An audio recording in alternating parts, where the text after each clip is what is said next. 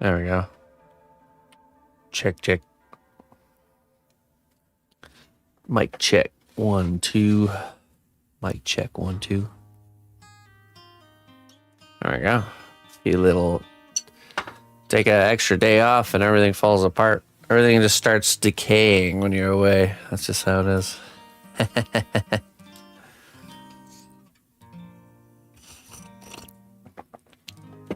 I was having some issues with the chat earlier too. Did I relax? No, we were working on finishing the How to Train Your Dragon piece so we can get that shipped out.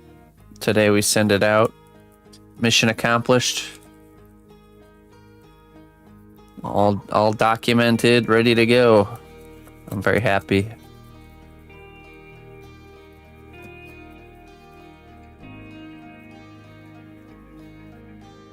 No. You wanna... I can give you guys a sneak peek. Little sneak peek, if you want.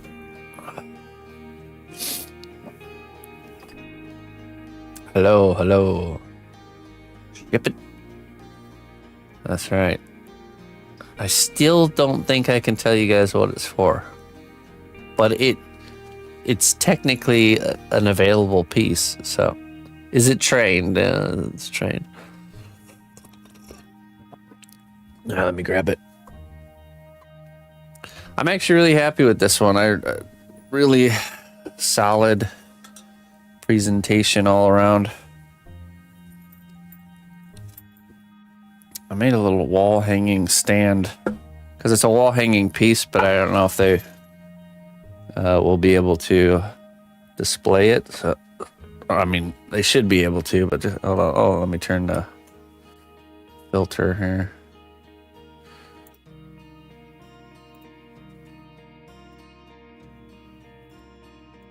There we go.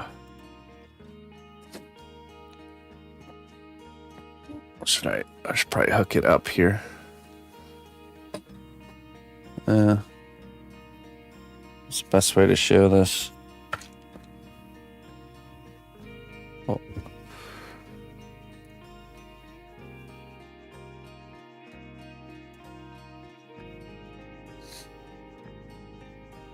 Nah, it gets shipped out today.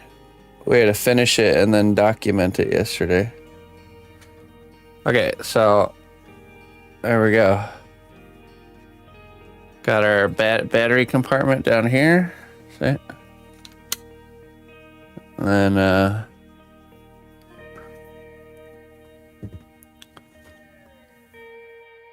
that is the color filter. Okay, so then there's a little hidden button right here. I don't know if you can see it. Blends into the rivets. That's what turns the light on.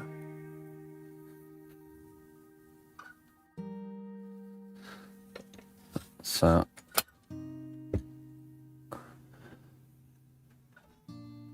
nice sturdy wall hanging mechanism on the back. But yeah, that's pretty much it. Yeah, I like how the kind of the area that he's coming out of turned out. I did that all with the airbrush.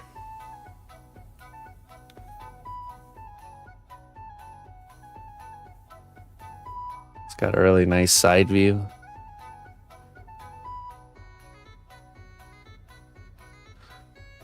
I sculpted all this with just epoxy clay, just to make it look nice.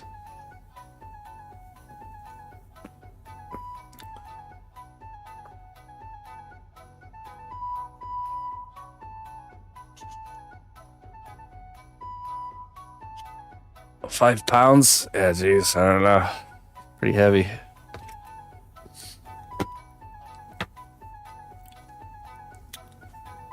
Have a scale.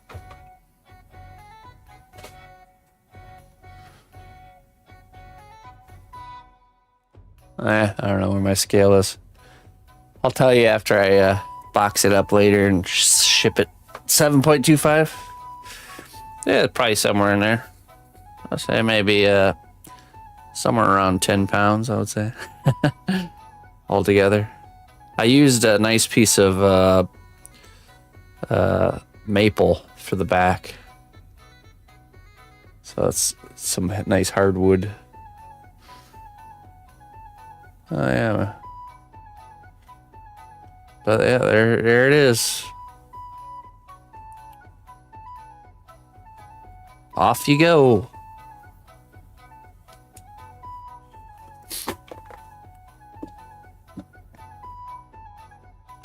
One down, two to go.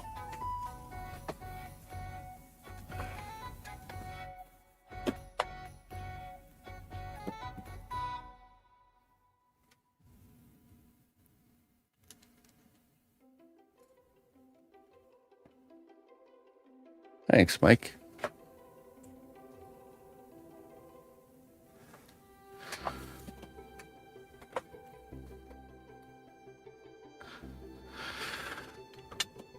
Let me grab my reference here.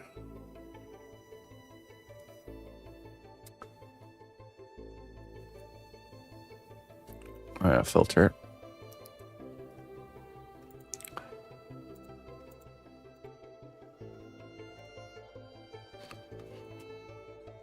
Hey, what's up, Scorch? Yeah, I just showed the completed How to Train Your Dragon piece.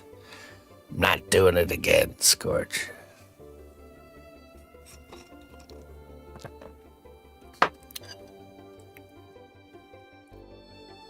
Let's see.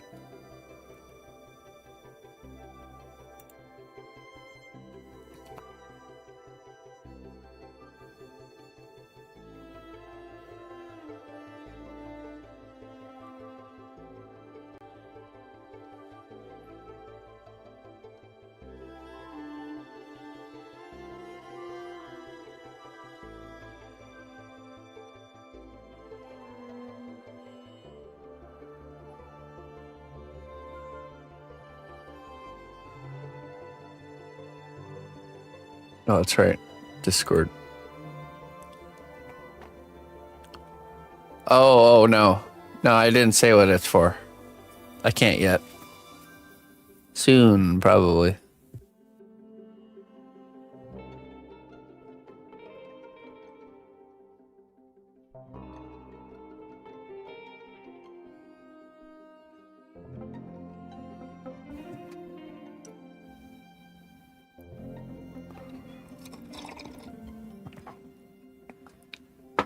New movie.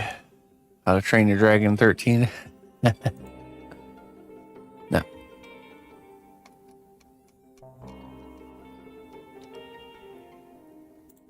Okay, there we go. Got my reference. Okay. Just need to, I think we're pretty close on the face here. Yeah, we are very close. I think we just need to tidy it up and bring it in and do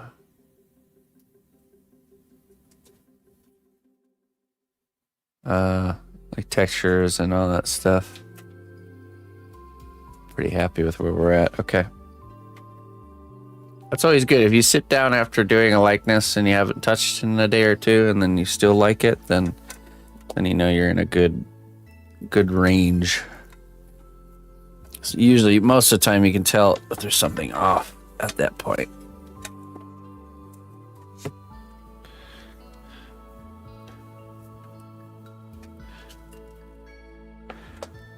All right.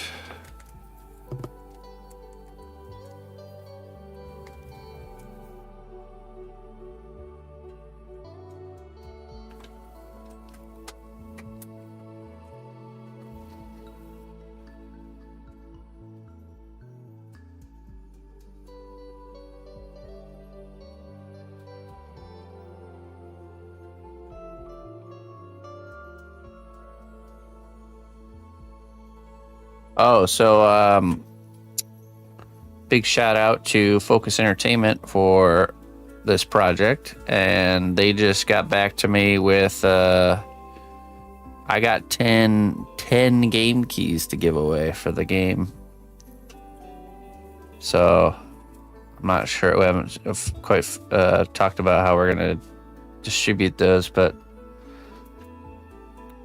keep you guys' ears open, because we'll be getting those out to you in an orderly fashion at some point. Make a roulette wheel. War. War.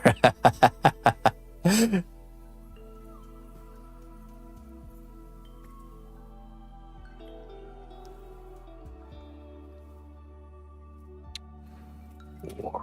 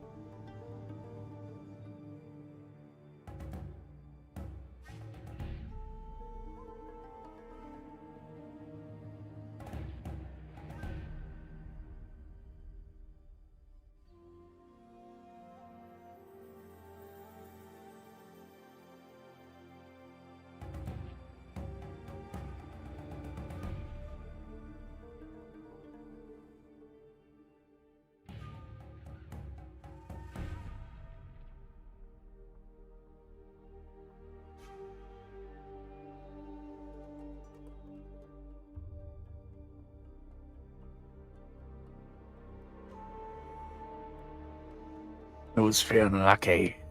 Someone say marbles? I like marbles. Marbles is fun.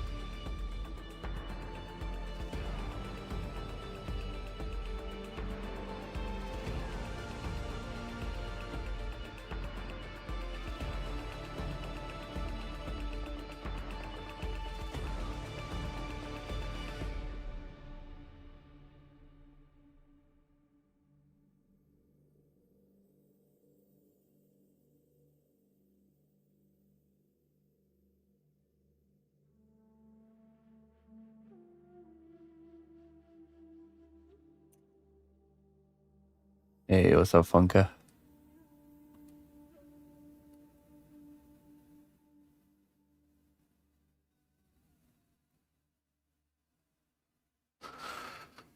Oh, yeah?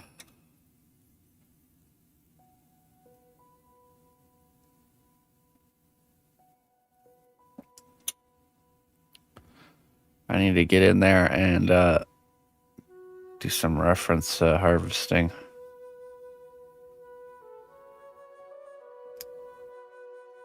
What the?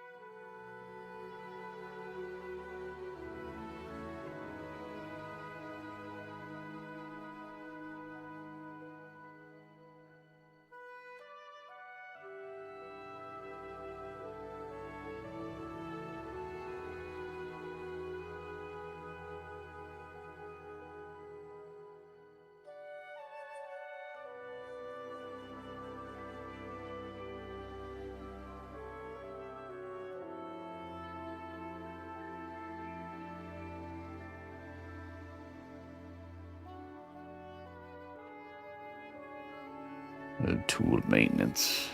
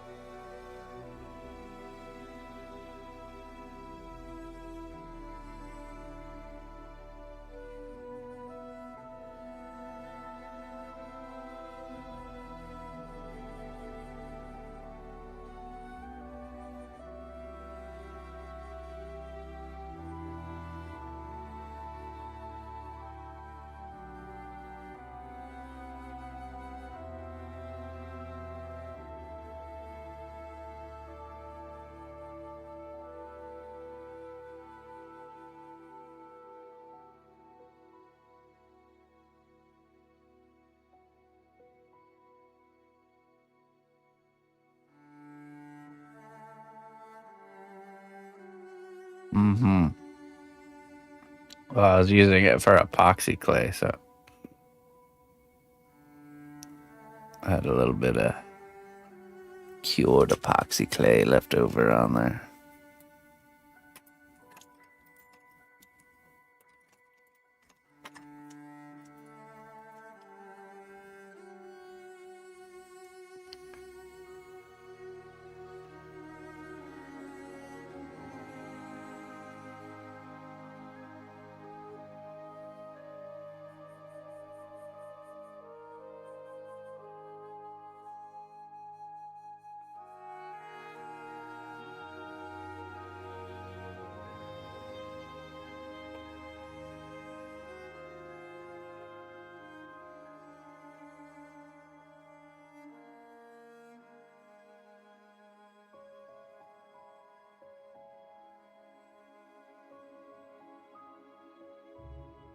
I'm not.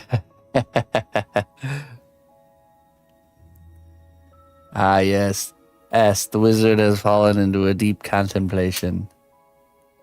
All normal things, all normal things. Oh, yeah, sorry, I forgot to look. I'm gonna look at. I need to compile a list of John Carpenter's.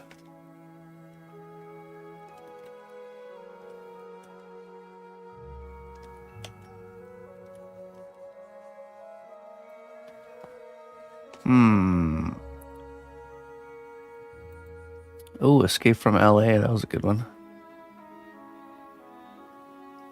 The Thing. That was a little bit iconic from my childhood. When me and my older brother used to do sleepovers at Grandpa's house, and we would watch movies like The Thing and Predator. But that's not a John Carpenter one. Let's see.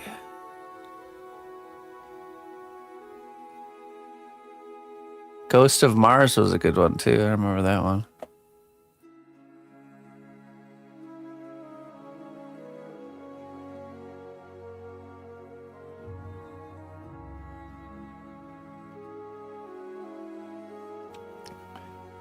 Ghost of Mars, yeah. 2001. I remember watching that. I liked it.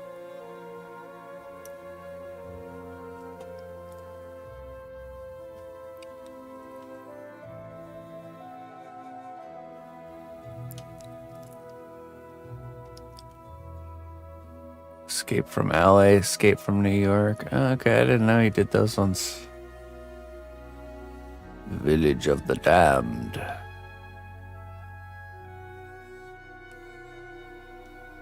The Ward, did I watch that one? That's the most recent one. No, I think that's pretty much it. Yeah, so I would say Let's say The Thing, Escape from LA. Although I don't know if I saw Escape from LA or Escape from New York. It might have been the New York one.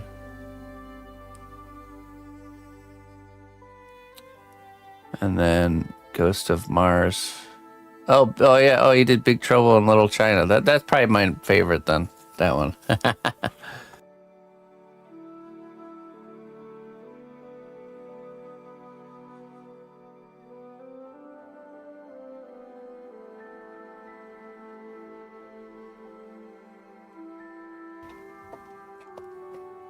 Yeah, that one. I didn't see that one when I was younger. I didn't see that one until I was older, but really enjoyable to watch. It aged well.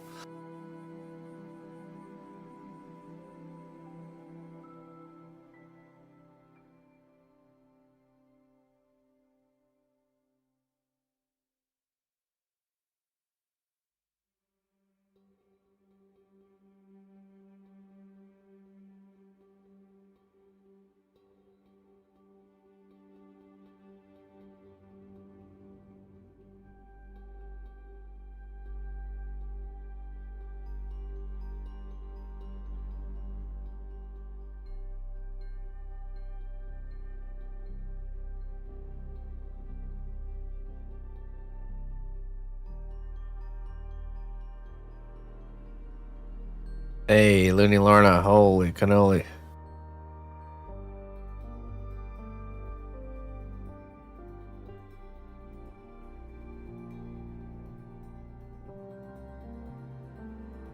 Sorry, I'm battling my nose.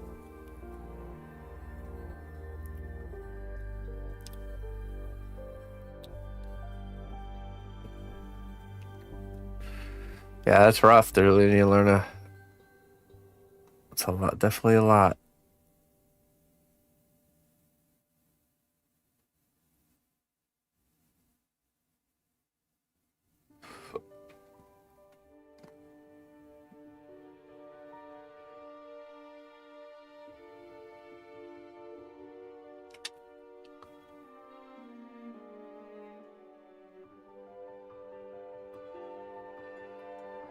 It's definitely a when it rains it pours kind of situation.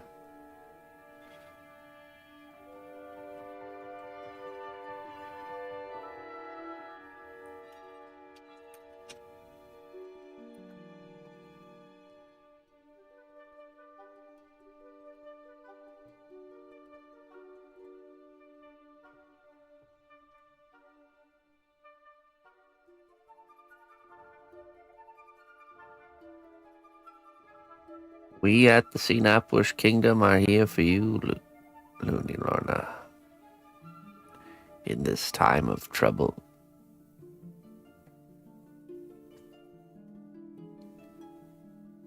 Very happy to have you here.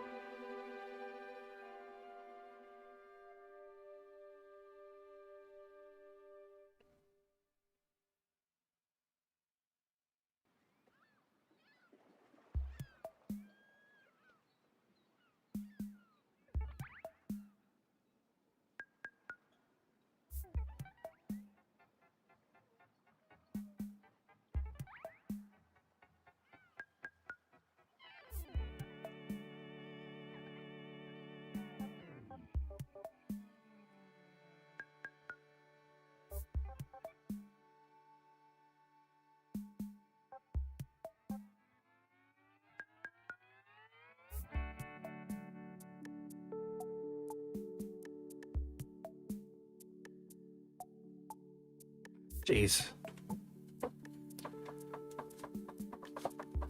I posted on Discord and pinned a comment in the chat here. That's usually the two places when I'm MIA that you can see what's going on. So we had to take the day to finish up the How to Train Your Dragon piece so we can get it shipped out.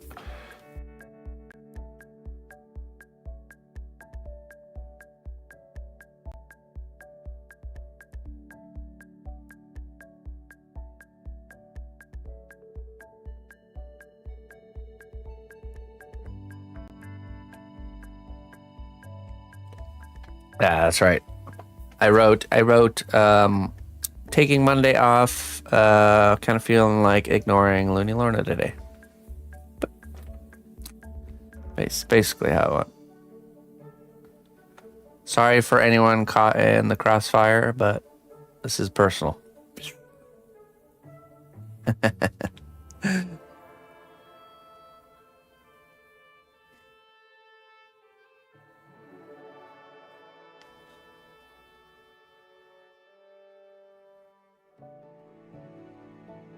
Basically how it went down.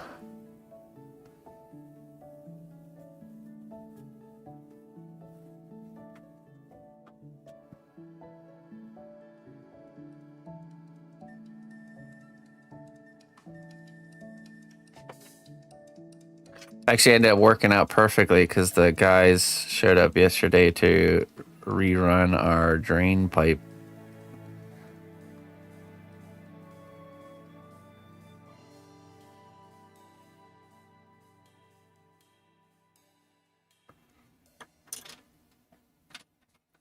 So it worked out pretty good.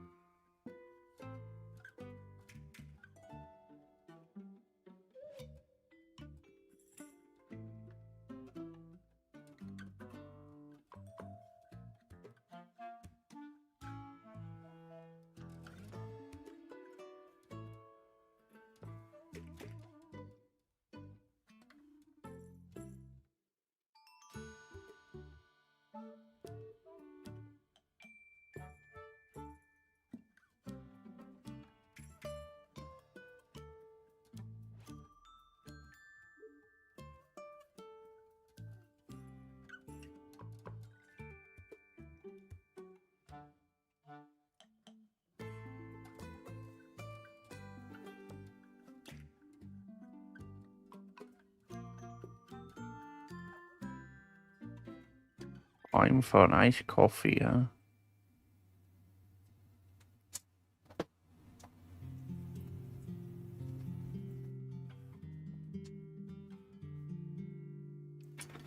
So I had learned, Mr. Sarah, that you can actually plant marigolds super early in the spring.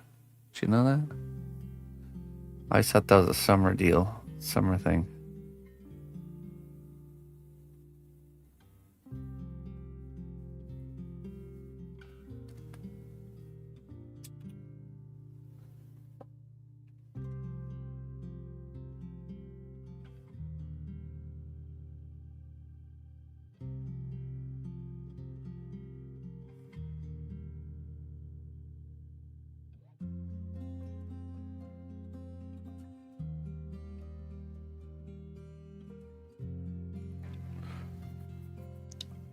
I had this giant pile of leftover marigold like bushes just like stacked up in one spot over winter. And when I removed the sticks and just kind of shook them out, it was like a million bajillion marigold seeds on the ground. So I went ahead and just scooped them up and just started scattering them everywhere. All a whole yard of marigolds. Grass is overrated.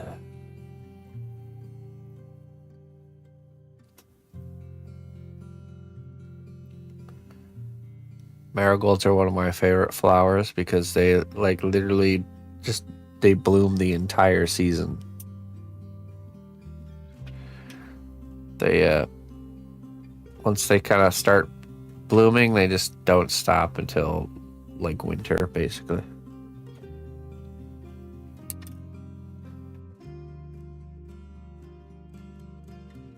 Yeah, grass lawns is actually a very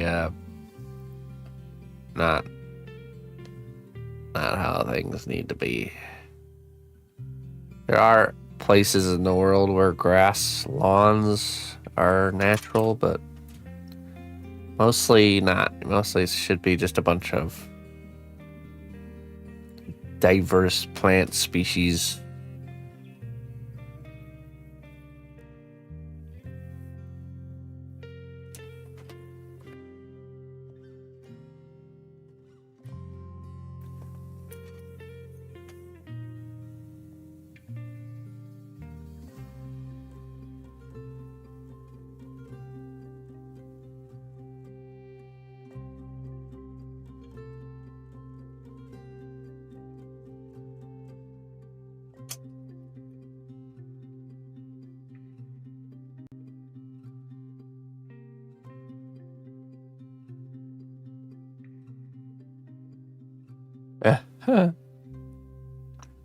I just want to get like 2 goats and like kind of corral them together and put like a just a handle on the back, you know, like coming off of the back of them. Just slowly push that along my lawn. All the goats are just munching the grass. Yeah.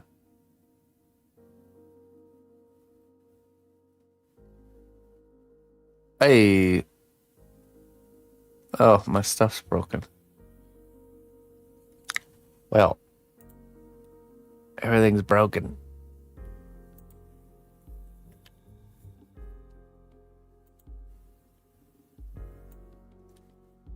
One moment.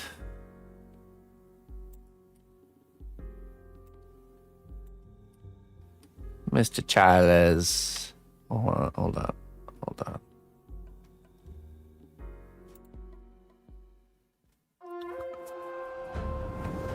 The strength of the cnotbusch kingdom lies not in our walls, but in our people. March to war. There we go. Wonderful.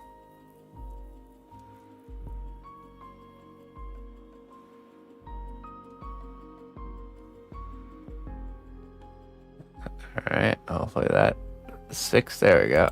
Now it's fixed. Mr. Charles, thank you so much, man. I hope you had a great stream.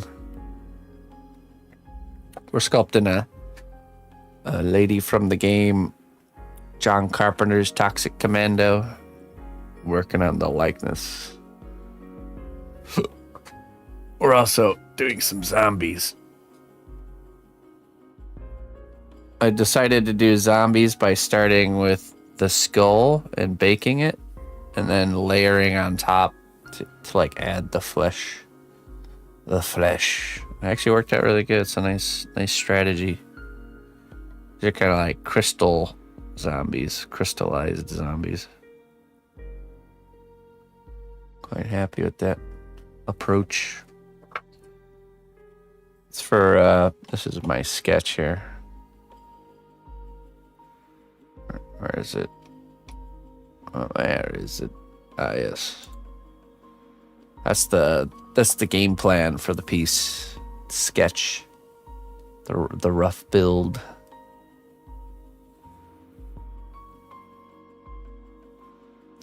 So, kind of make a lot of zombie arms. I've seen people that have like mountain goats that'll like, you can rent them out to like mow down overgrowth areas, especially that are like super hilly or, you know, rugged. I have seen that. Pretty awesome. Okay. I'm also battling my nose today, so excuse me.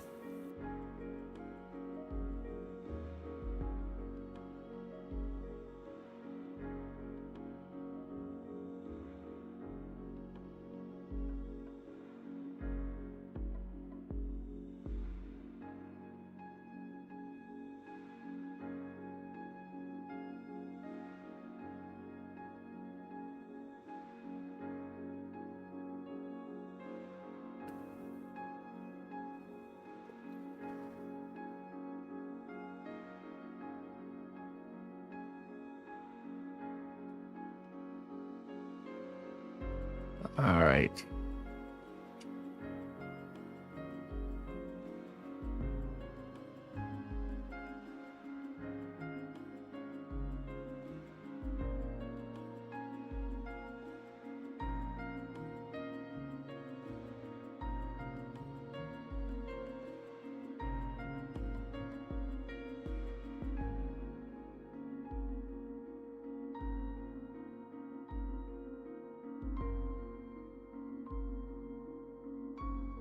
Bit more on the tip of the nose here.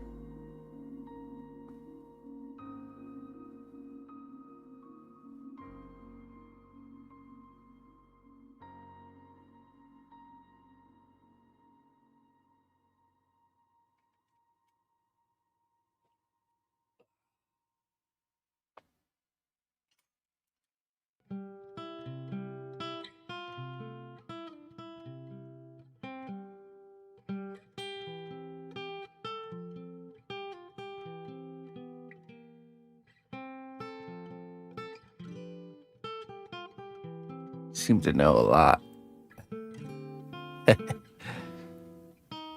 Yes, Scotch is quite an intellectual.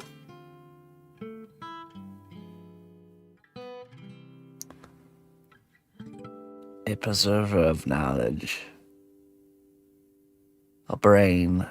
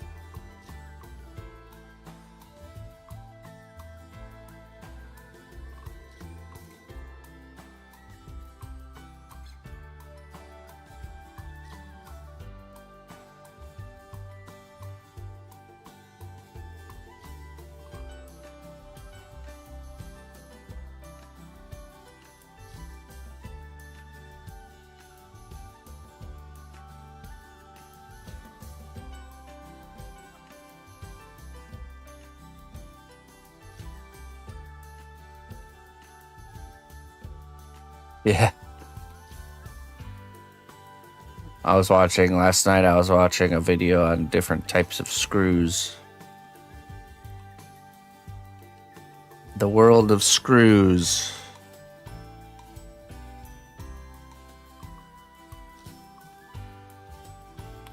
I feel enlightened with my hardware choices now.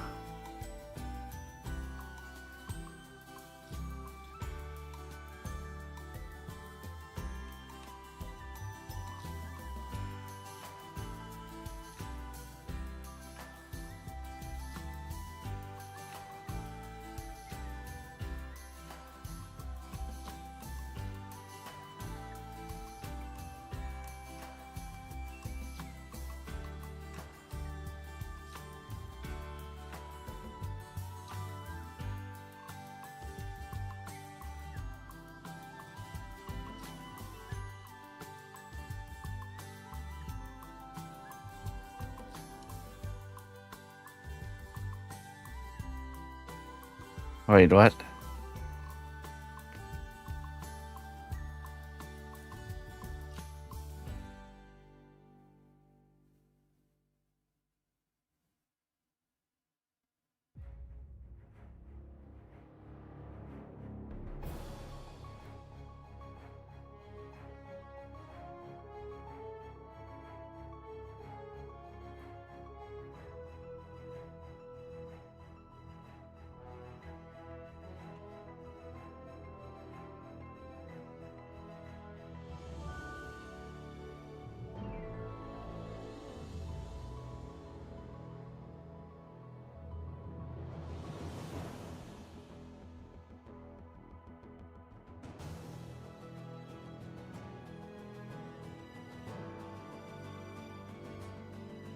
Do tell.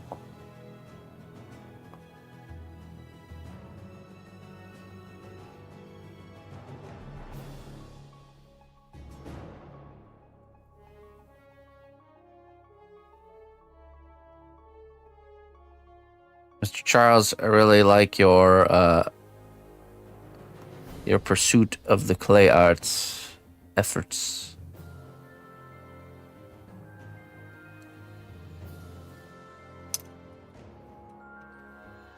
However, I would encourage you to really tap into the idea of multiple baking steps.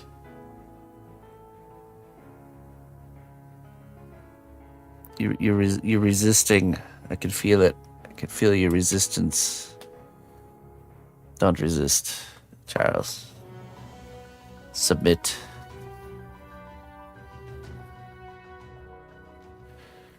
Submit to the realm of multiple baking. Commit.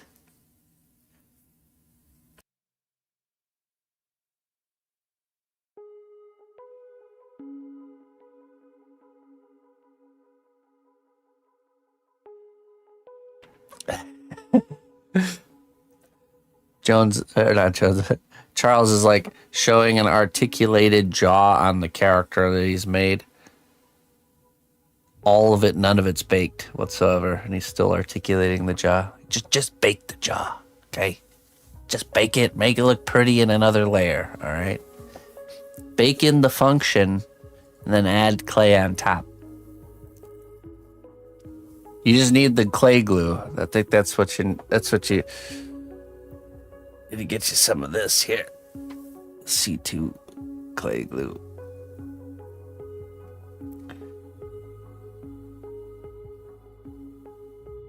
No. Do it. Commit. Is that what it is? Is that what holds you back from like locking in layers? Is it the fear of the commitment of the clay? The thought that you can't go back once it's baked? But you can, that's the lie. You can go back. You can trim, you can carve it away, you can trim it, you can add to it. Ah, I see, okay. Oh, you know what? Actually, that does make sense to the way your drawing workflow is, that you're almost like, you're not really developing in stages, but more of like, this part of the character is still in the beginning stage, but this part over here is like hyper developed and finished kind of thing.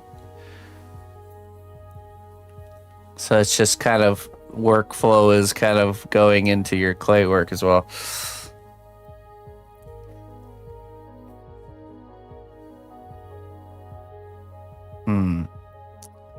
You don't have like a stage one, like do this step over the whole thing type of process.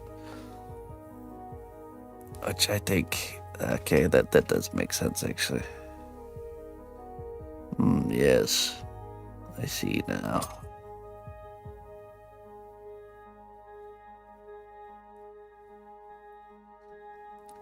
I just want to see your freedom from the struggles of handling unbaked clay. I want to see you free. Unlock your true potential.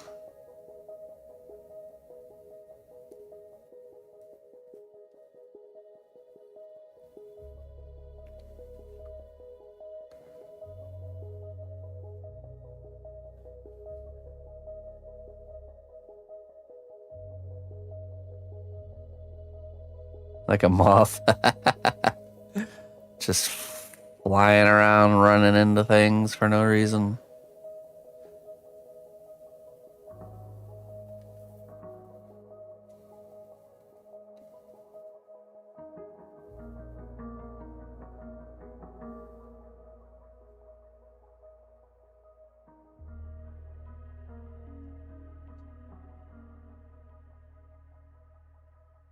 And me a weird blue torch. I'm in short supply of weird blue torches currently.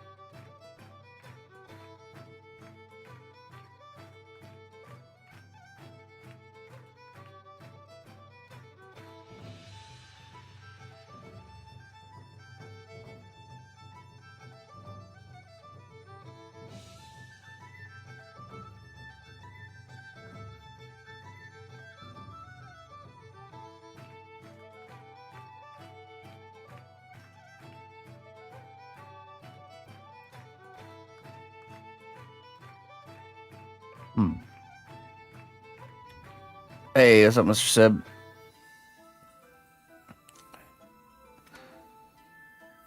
So, eyebrows a little more flared over here.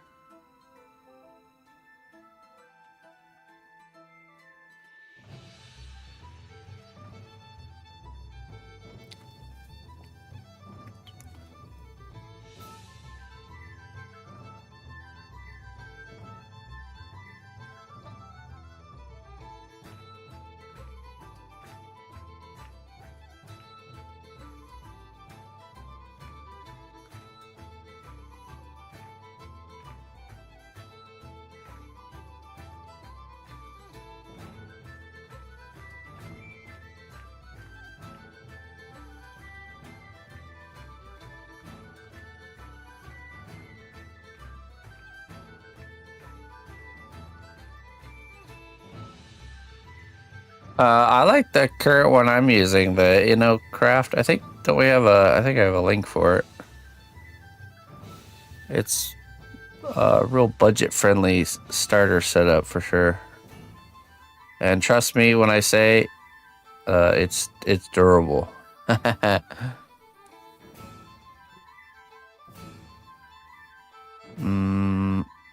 Maybe try exclamation point error. See if it gives you a link.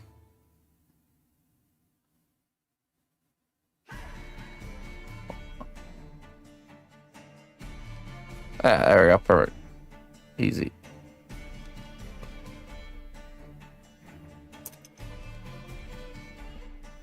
That one's just comes with everything you need. So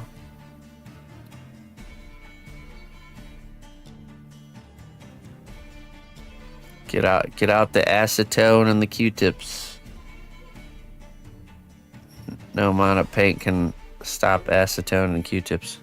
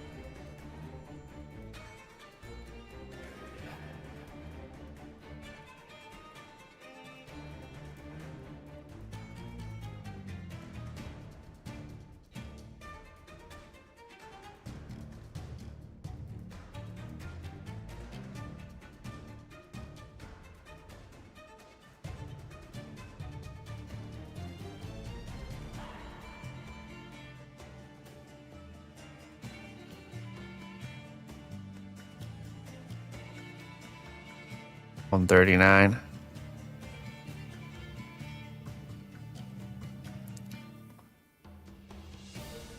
Yeah, what do you think? It'd be like $10 for a whole airbrush setup?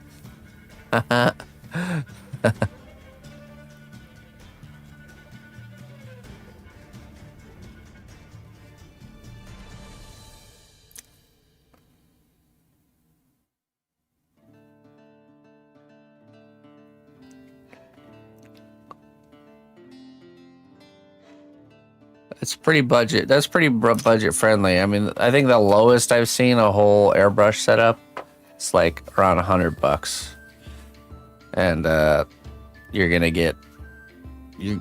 be dealing with a lot more clogging issues with something like that. Trust me, I know because I had the $100 setup first. It's the compressor and everything. Compressor, hoses, airbrush. Yeah, sure, Charles.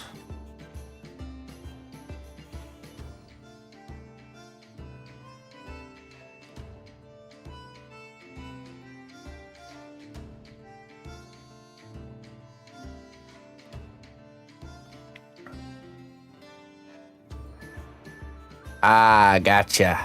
Yes. That'll teach you, Charles. Don't mess around here. All right.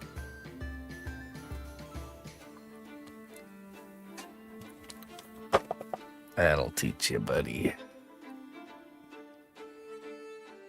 Hey, that's pretty cool. Some Charles designer shoes, huh? Nice.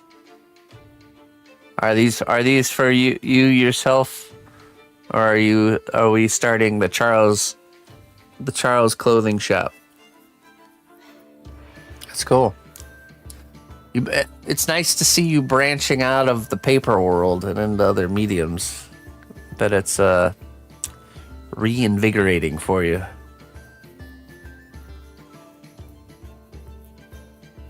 Hand shoes. That's the word in the word in German for gloves is Handschuhe, which basically translates to hand shoes. Wo ist meine Handschuhe? Ah, da ist er.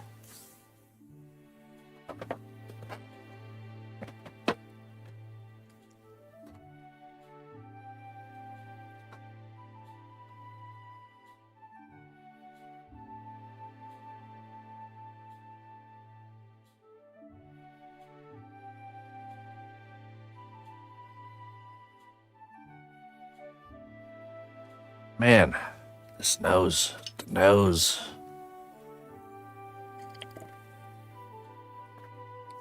What time is it right now? It is 9:15 a.m.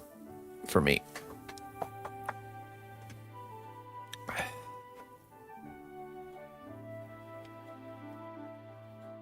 Handschuhe.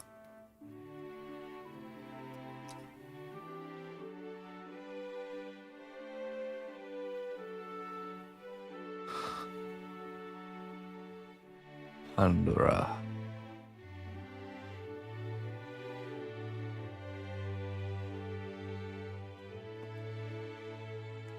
You do pull all-nighter, Charles. What's going on here? The night owl must rest. For the early birds are out flying.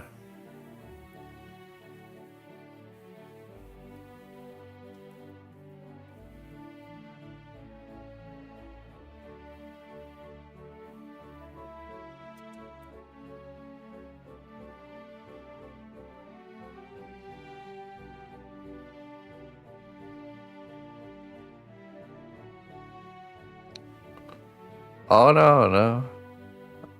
I used to be a night owl. The reality is you get used to either or.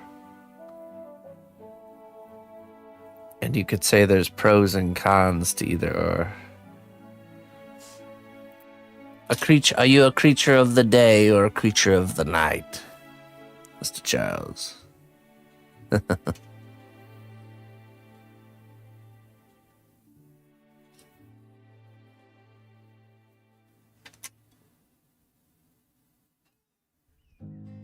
Can I turn subtitles on my stream? On the YouTubes? How do I do that?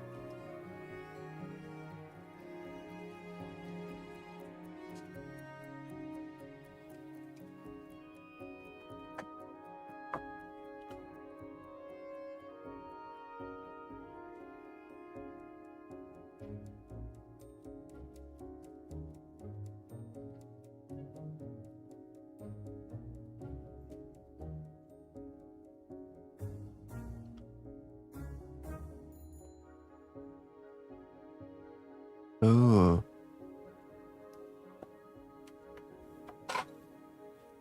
How do I turn that on?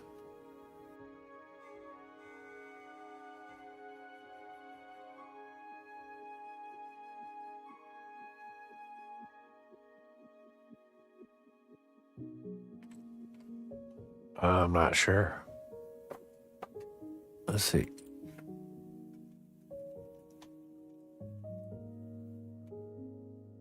Circadian rhythm.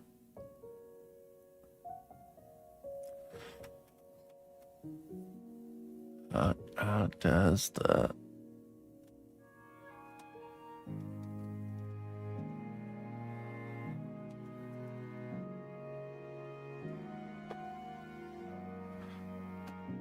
YouTube Studio stream setting. Okay. One moment.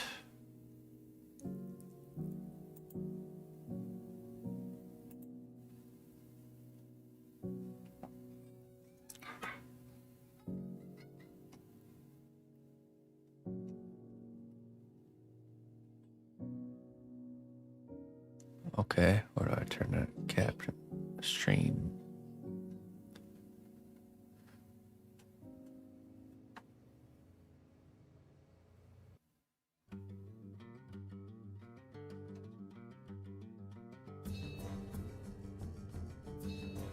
Settings.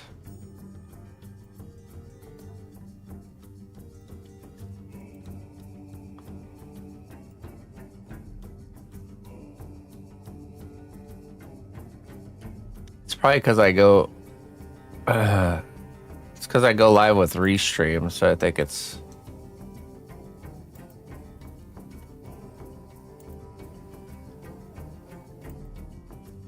Connection excellent. Excellent.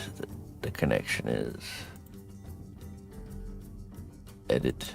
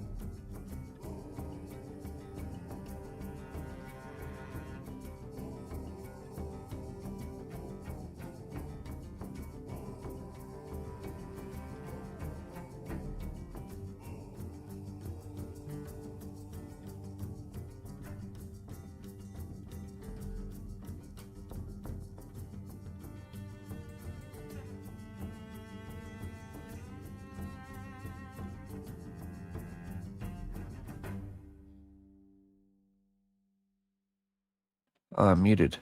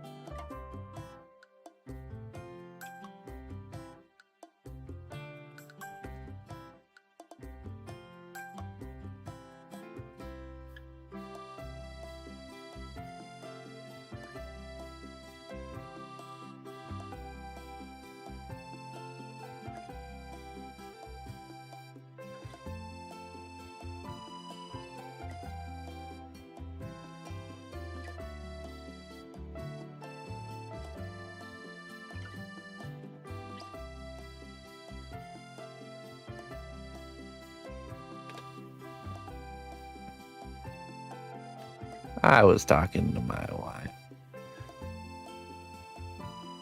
Sorry. Sorry, friends.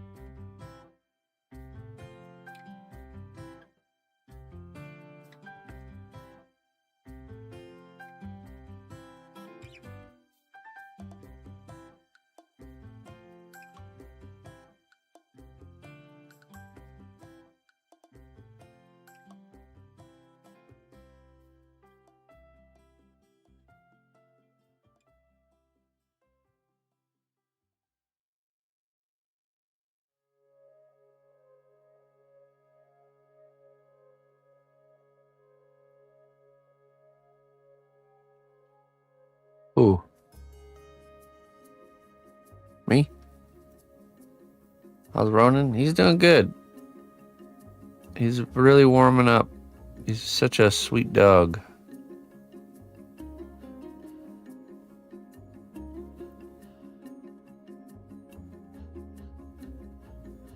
I think as he gets more comfortable, he's really starting to kind of like open up and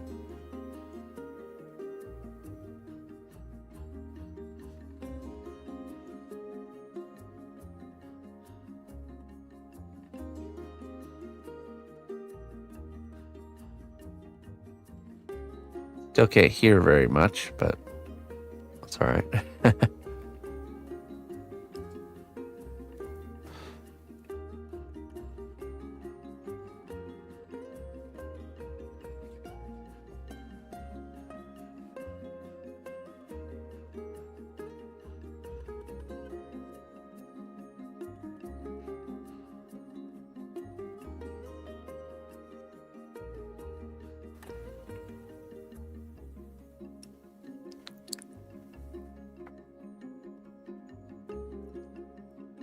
Oh, Iwata, fancy. Yeah, go check the price of an Iwata setup there, Levita. Let's give you a dose of perspective here, shall we? Nah. You need a healthy dose of perspective there, Levita Lex.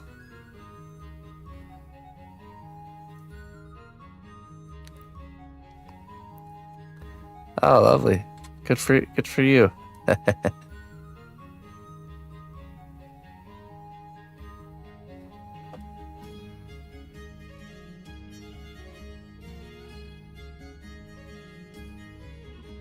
You said no problem, anytime. That's what I'm here for.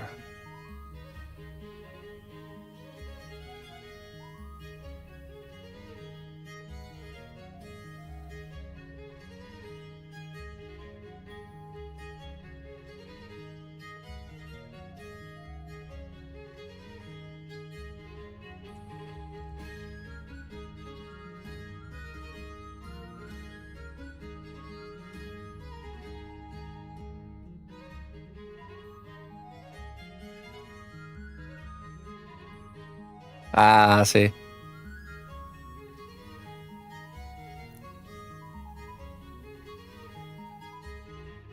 How very human of you, Levita.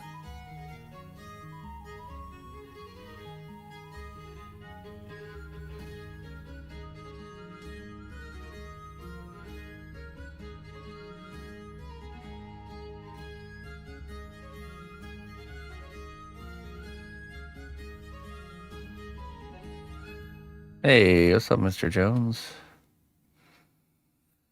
Good day, friend. Good day.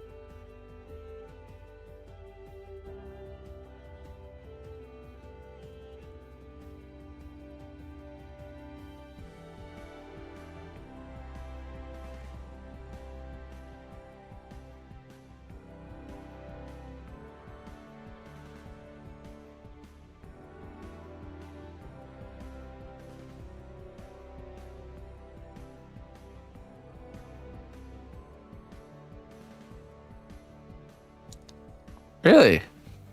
No way. I wouldn't have expected that.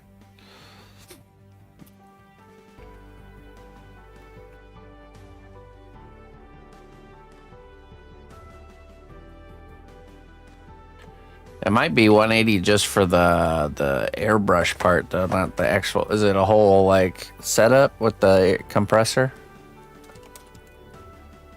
Iwata.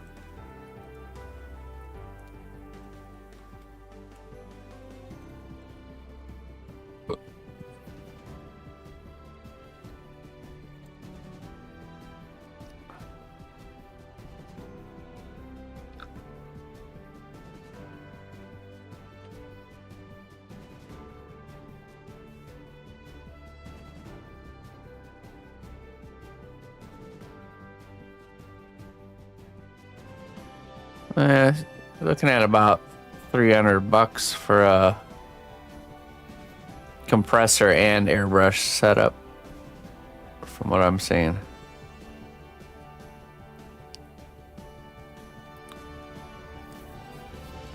You probably found one where it's just the airbrush itself, just this part.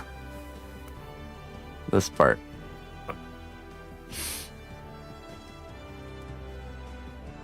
This one's $648 a setup.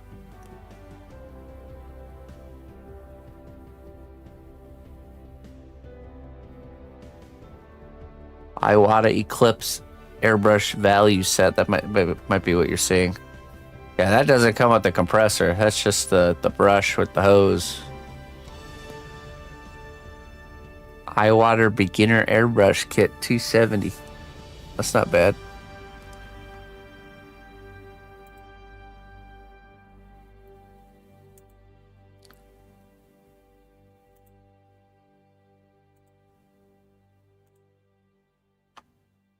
I would say just getting something like the one I have would be better. At least for the beginning. If you really feel compelled after that to get something fancy like this.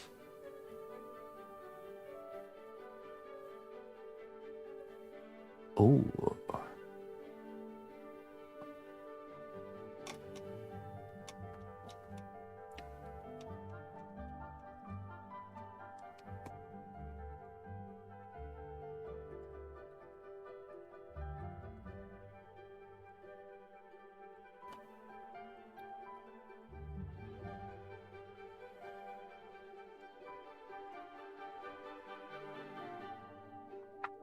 Yeah, I mean, I had, let's see, I'm trying to think which one. I think I had a Badger airbrush a long time ago.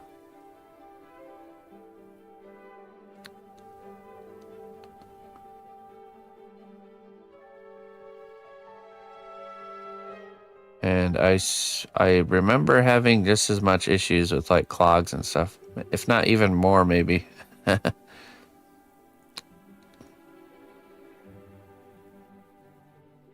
But it's a combination of the current one I'm using and that my airbrushing practices and cleaning practices have gotten better.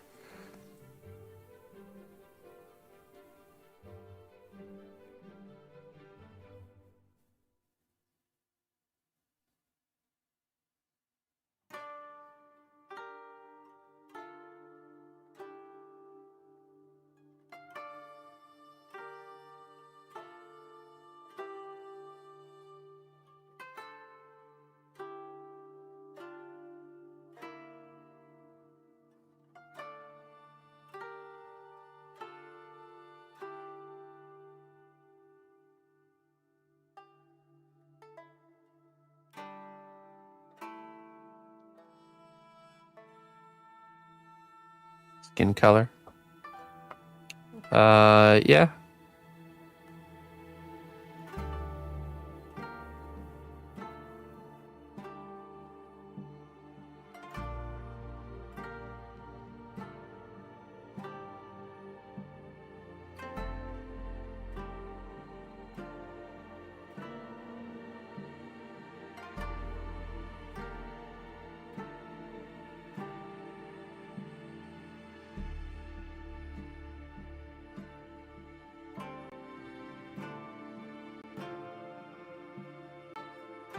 It's not a matter of which one looks better. Both can look really good.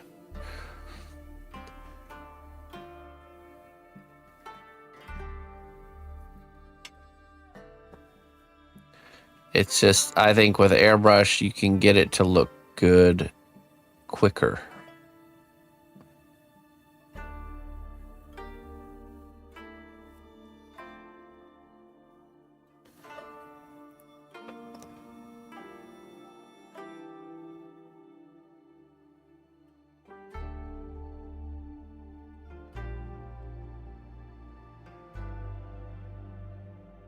The things that the airbrush does, it does very well, very efficiently.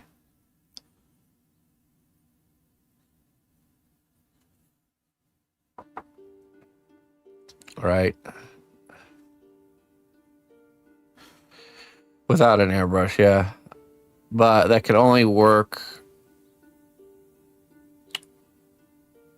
You're limited to the what the surface of the clay is doing, because you can't dry brush into recesses.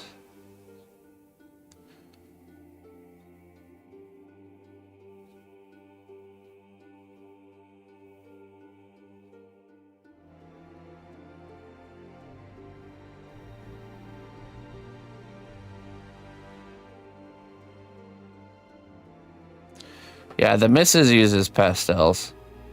She has chalk pastels, and she especially for like makeup and stuff, where you brush on chalk pastel powder, then you go over with like a clear coat. Yep.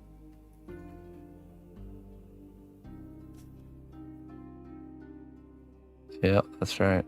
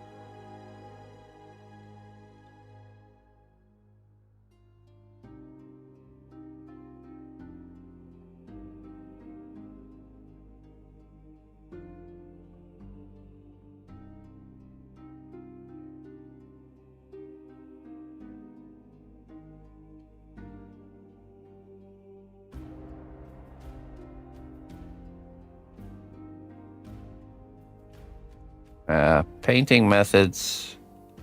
There's no end. There's no end to the ways you can do things. Just have to keep trying new things. You'll find yourself naturally gravitating towards one thing or another. The more I use the airbrush, the more I feel like I unlock what I can do with it, and the more I find myself grabbing it. Because it really is just super efficient.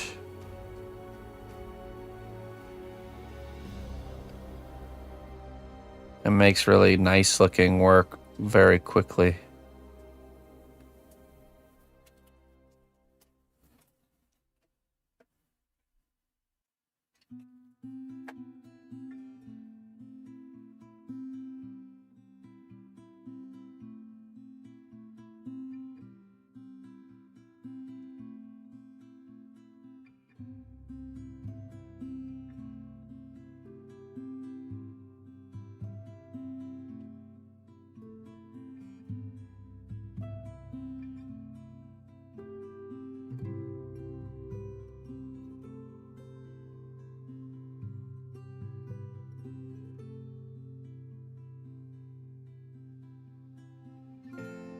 Can I stream more airbrush?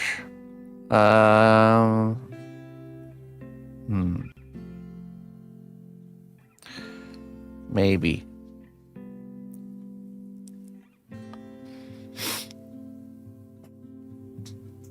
Well, I streamed last Wednesday. We did quite a bit of airbrush work. Wednesday evening. We did the painting of the troll heads. I'll probably do this Wednesday evening. I'll do some troll head painting as well.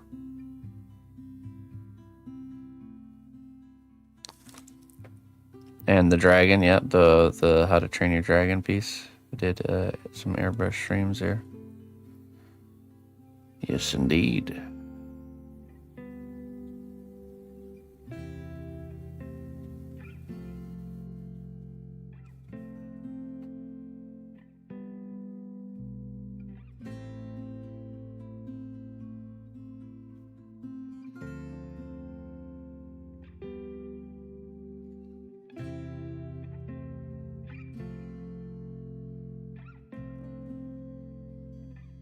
Hey, Matt. How you doing?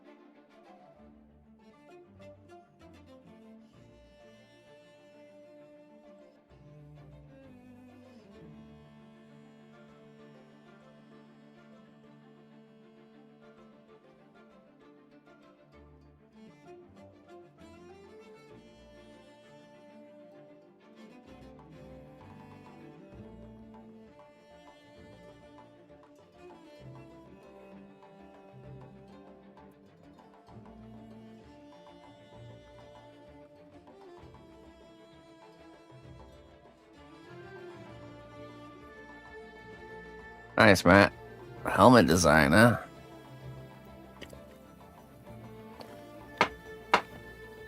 Okay, let's see here. Oh. Pretty happy with the face. I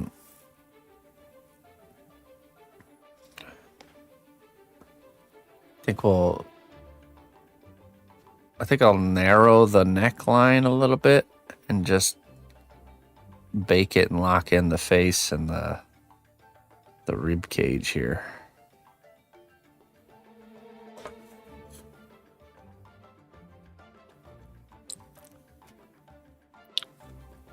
You see. Yeah, 'cause she's got this like tattoo on her neck that we have to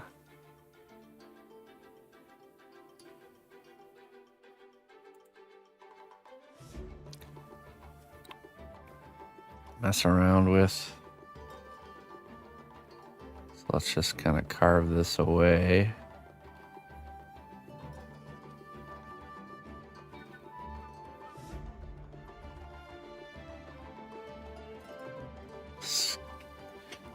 Down to the skeleton.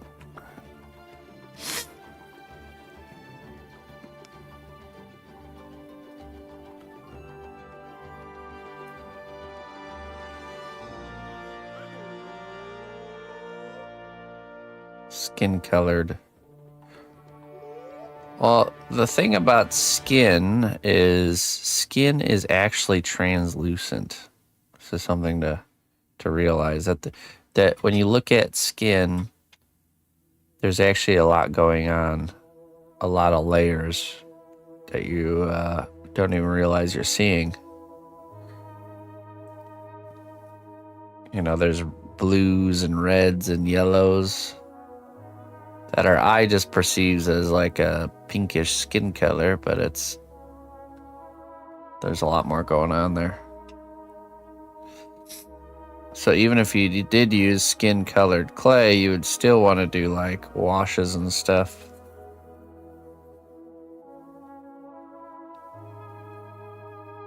You know, you want to build in some of those layers.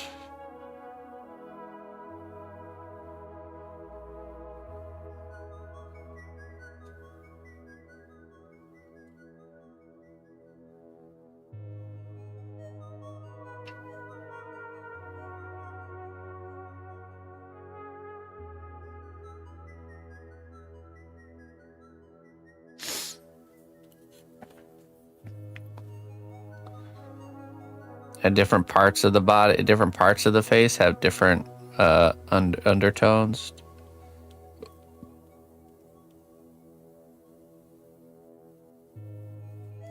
Different types of skin have different kind of color layerings in it.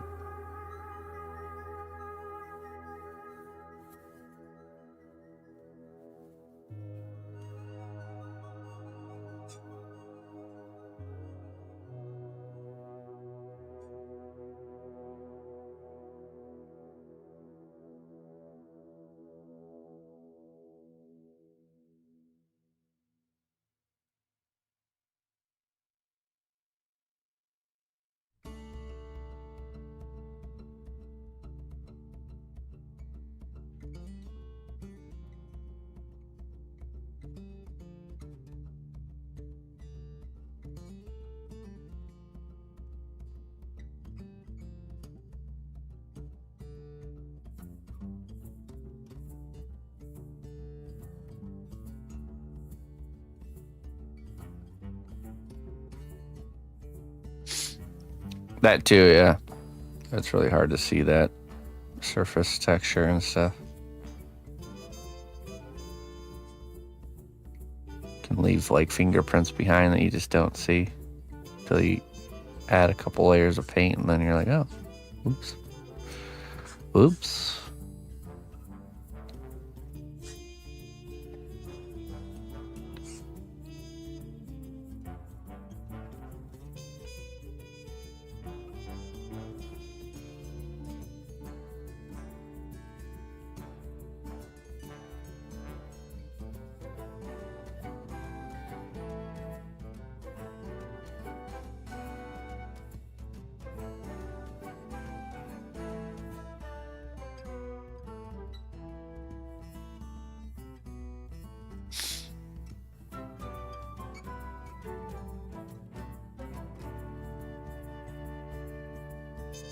Okay.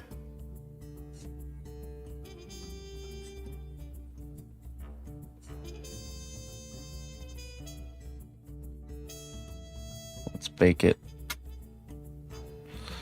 Bake it.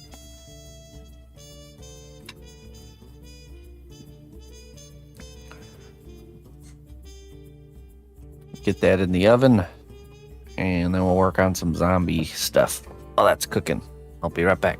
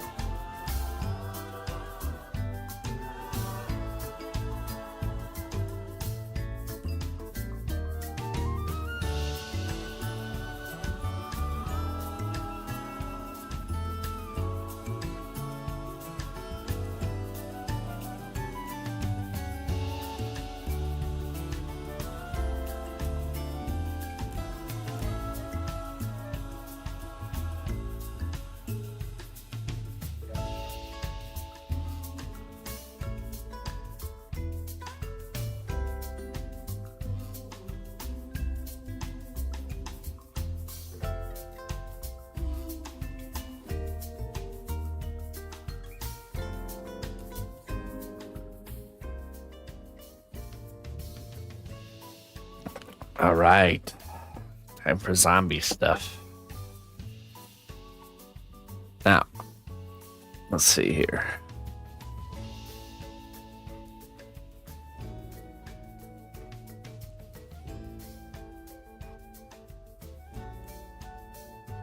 So, I think we're going to do some of the arms.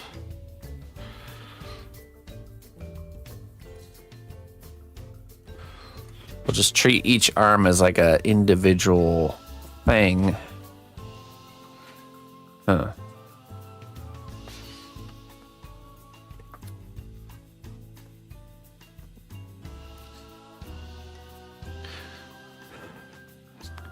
What's a good method here?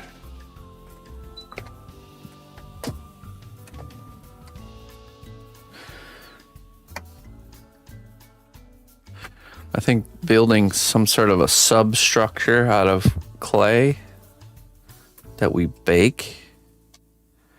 No, this is just the sketch, Bula.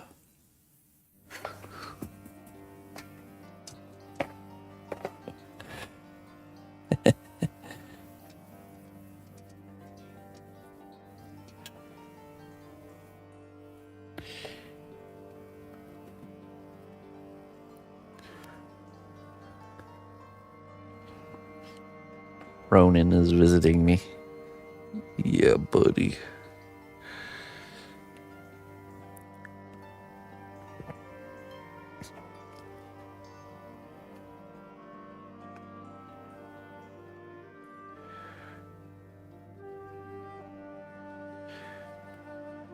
That's my camera. Booping the camera with his nose.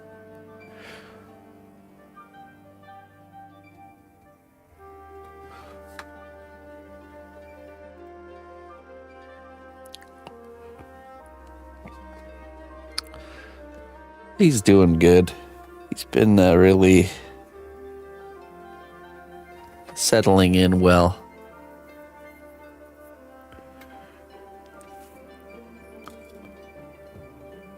Jeez, my nose.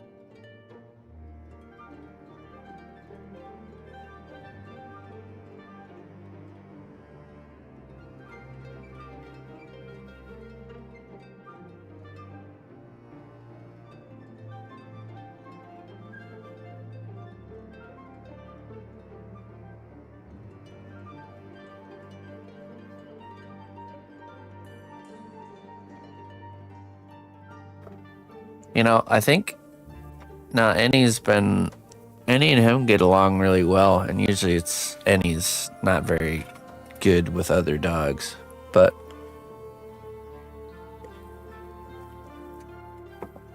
I think he's got a lot of similarities to Sadie, just not only in how he looks, but also his mannerisms. So I think she just kind of is just used to,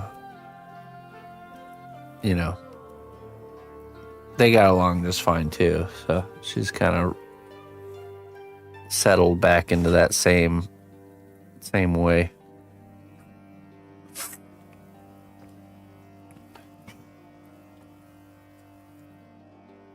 Poor guy's been dealing with a little bit of a cough. All right. Yep.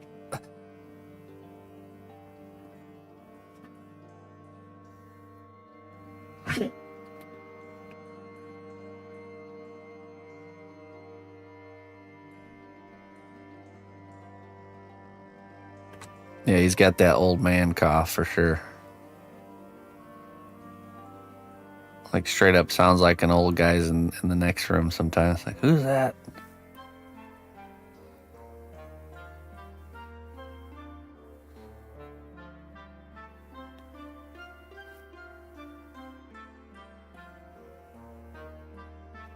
Oh, yeah. We just did.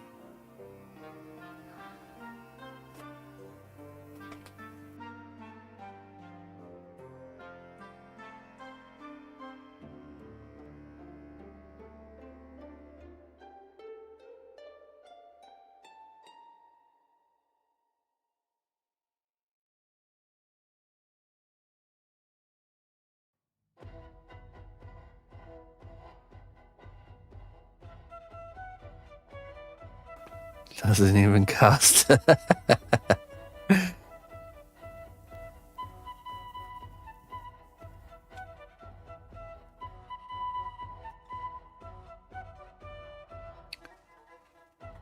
think we just do this. It's like a little...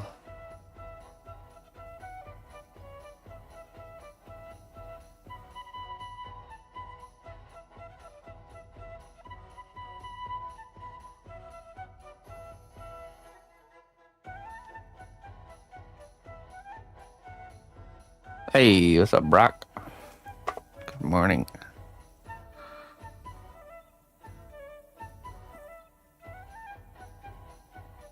Hi.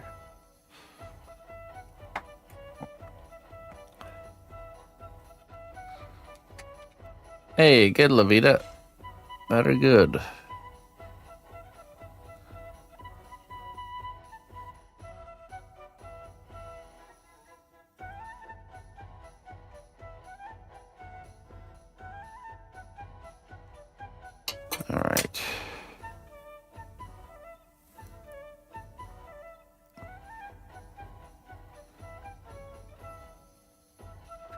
Let's keep the fingers really thin here.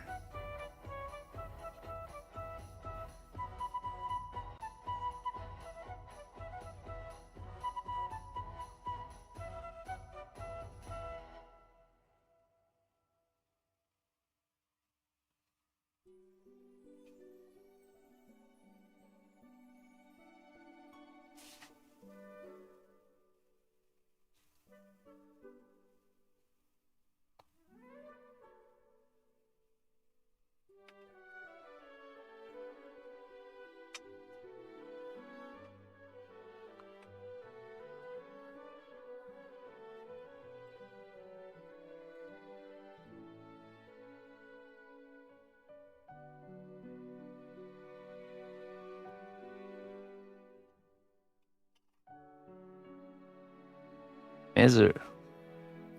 My measure.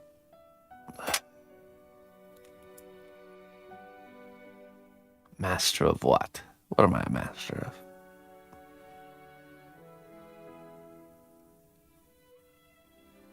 Oh, nice. That's just the That's just the big tech corporations using your machine to crunch data for them secretively, you know, putting the wear and tear on your machine to crunch their servers. And as soon as you catch it, it just like disguises itself as you accidentally just opened a million Opera tabs.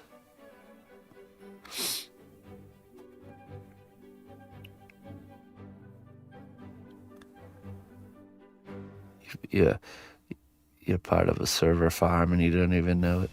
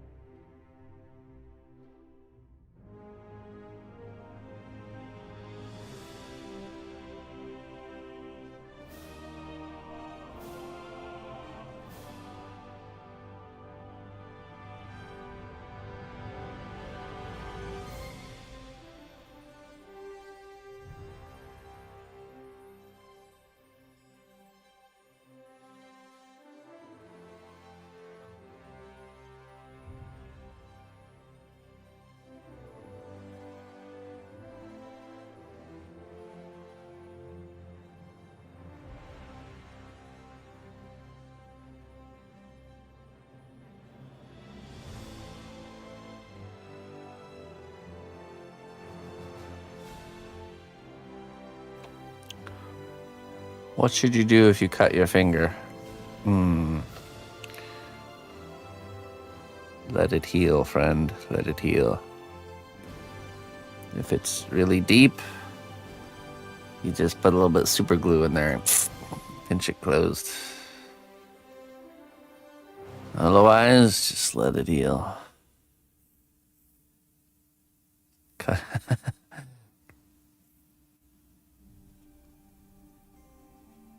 Cut off.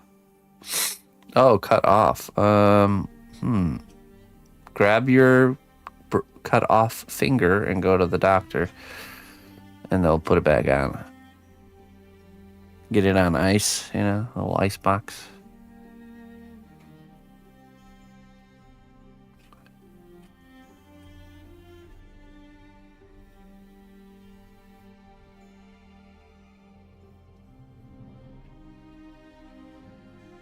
A little more super glue.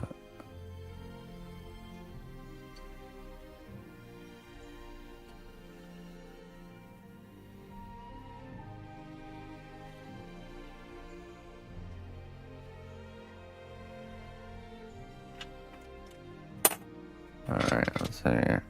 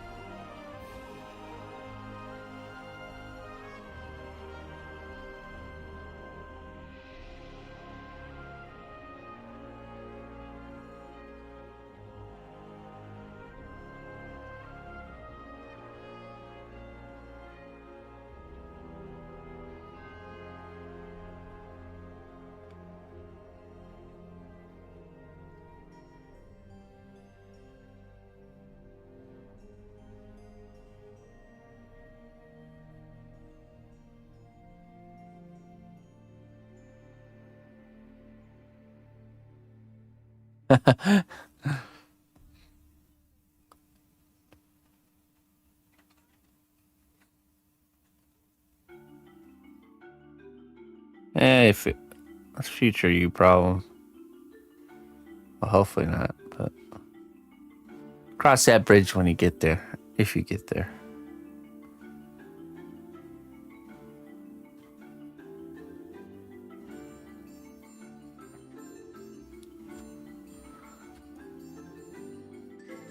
There's those little blue signs on the side of the road.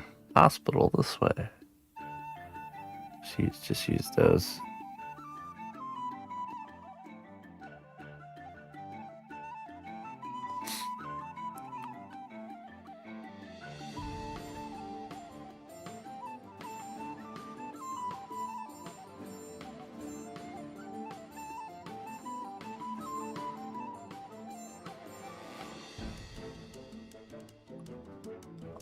I'll trim these fingers. Yeah, these are just armatures. This hell hand is just an armature.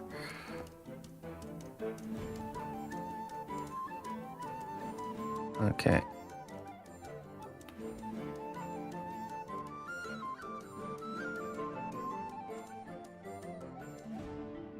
The ambulance driver knows why commit the brain cells. Well, I think an ambulance ride costs like $5,000, so that's where my mind goes with that. If I can drive myself there, I'm gonna drive myself there.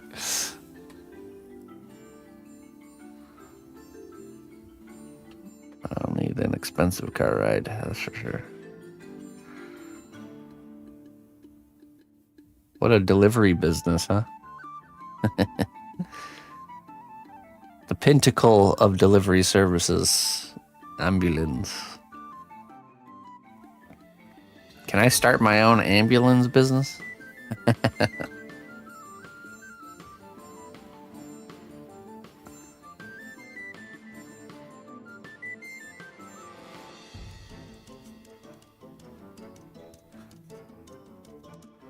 Do the ambulance drivers get how much of that $5,000? That's what I wonder.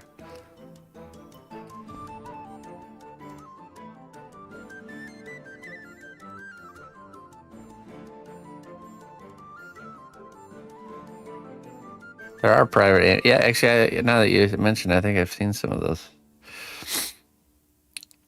I could see that being pretty, doing pretty well.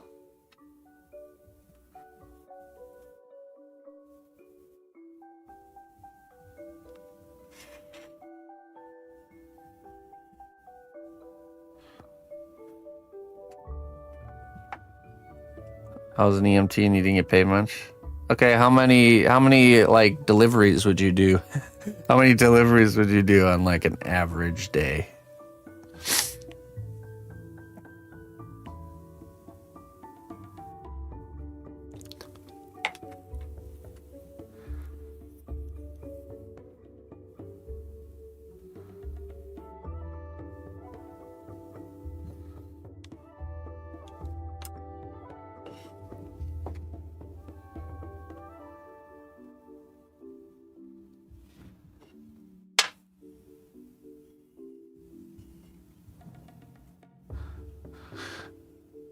Multi-drop deliveries.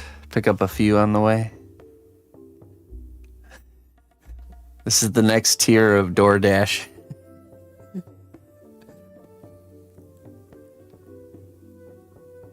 $20 to $50 depending on how quick you work. What? Seriously? That is nuts. Okay, so let's see. Let's just math this out really quick here. Average cost of an ambulance ride. Between 500 to 3,500. Without insurance. Okay, so let's say 1,000 to 2,000. So let's say 1,500.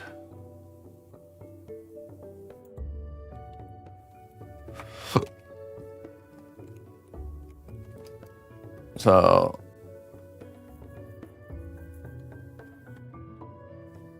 yeah, is that per shift? 20 to 50? Let's say average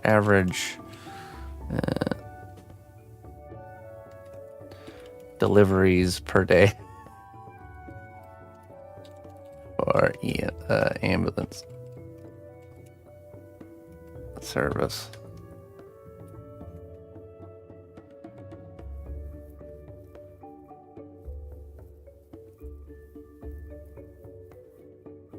It doesn't give us a...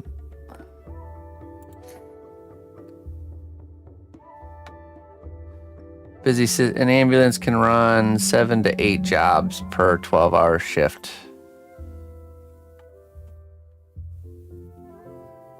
On average. Field deliveries. Oh. Urban versus rural.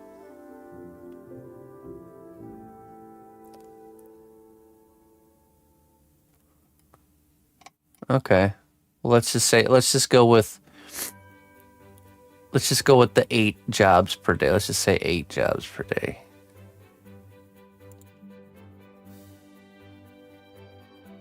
Eight times 1,500.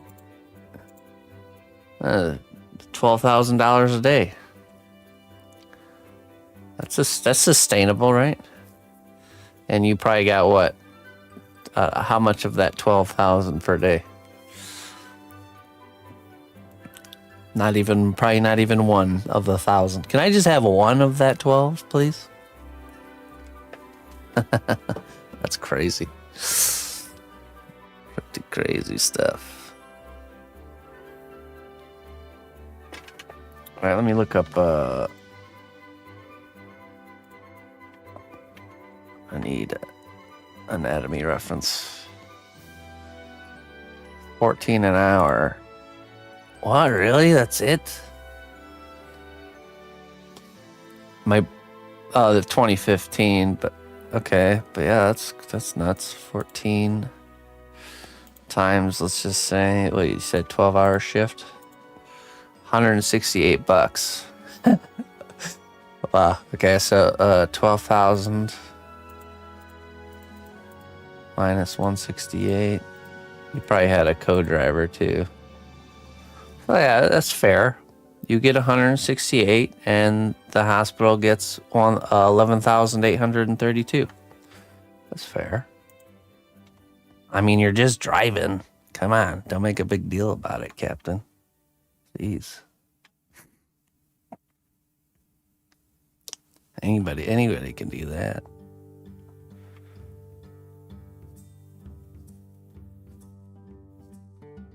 Those ambulances aren't cheap to maintain along with the supply. Yeah.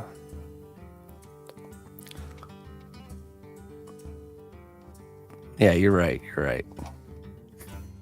Yeah, take your 168 and be happy. That's good. That's very good.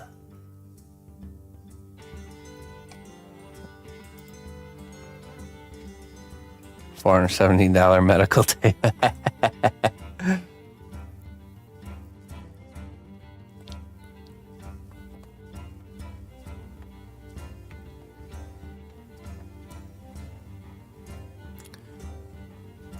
All right, let's see here.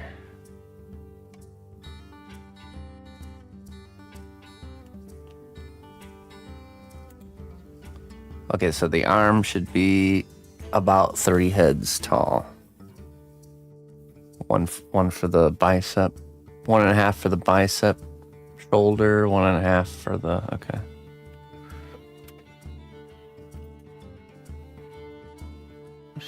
One, yeah, it's about 1.5. Okay, yeah, that's good. 1.5, okay. Yeah, that checks out.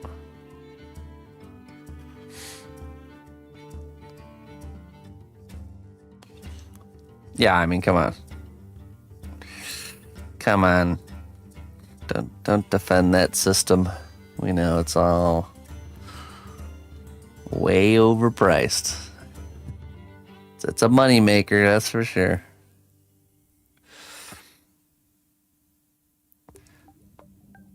They are certainly for profit.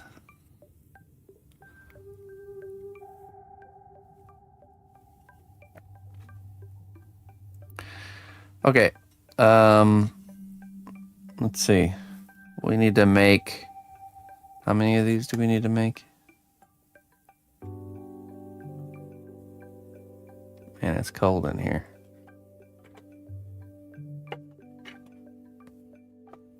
How many do I have on there? 1, 2, 3. So looks like I have like 4 full-length arms. 1, 2, 3. 3 full-length arms. And then 1, 2, 3 from the wrist, or from like the middle of the forearm up.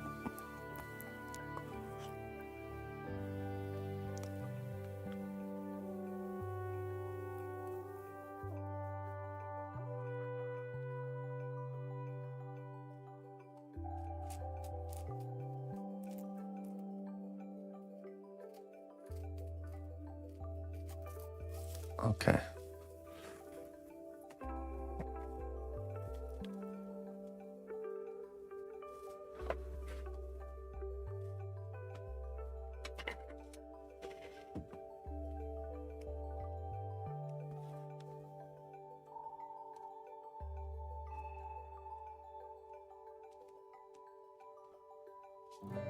I'll start it the same way.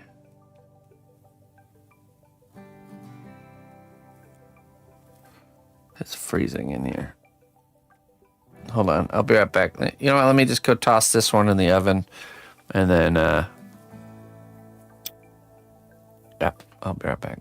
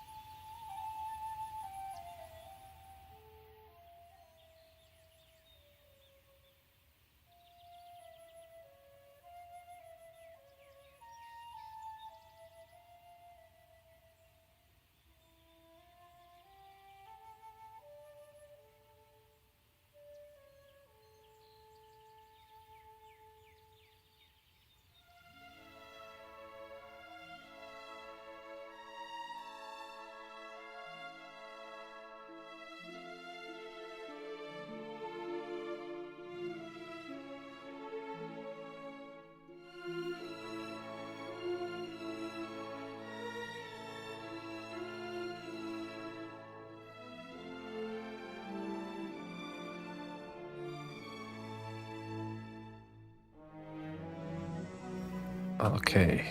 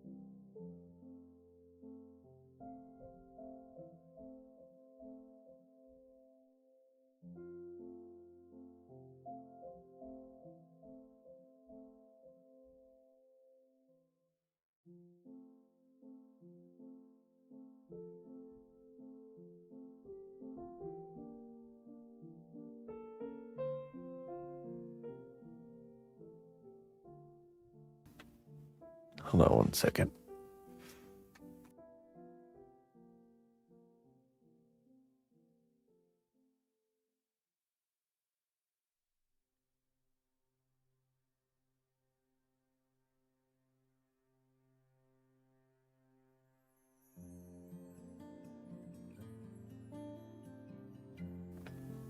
All right.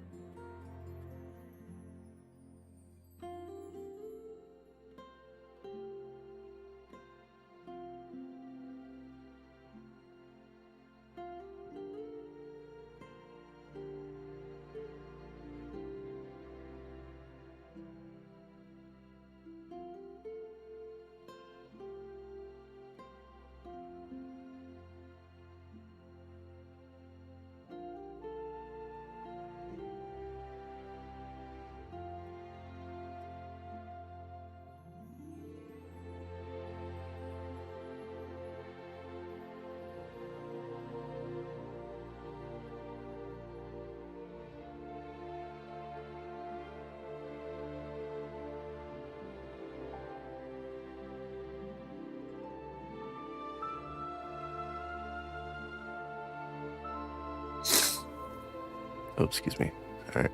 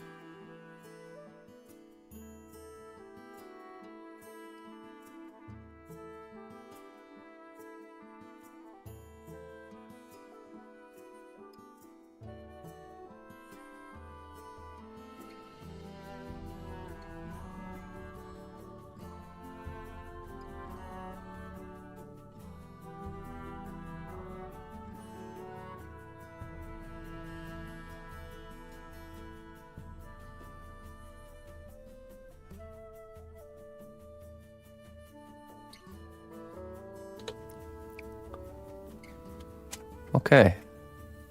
Arm number 2.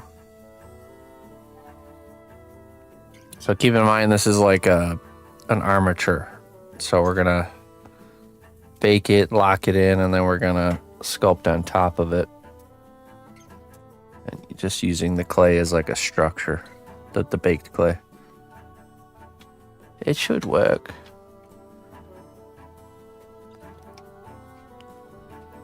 If you type in !point Discord, you can get a link to the Discord. Join us. Hello, hello. Hello, she-wolf.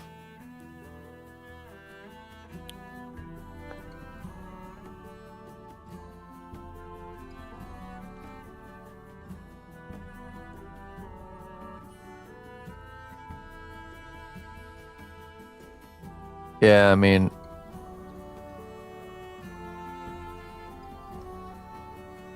I think some of the age we live in's best music is behind the scenes, behind movies, shows, and games. In the background, not in the foreground. I agree with that. It's an armature and a handature. That's right, yeah. Nice, very nice, Clayton. Okay. Let's go bake that, and then we'll make the third one. I'll be right back.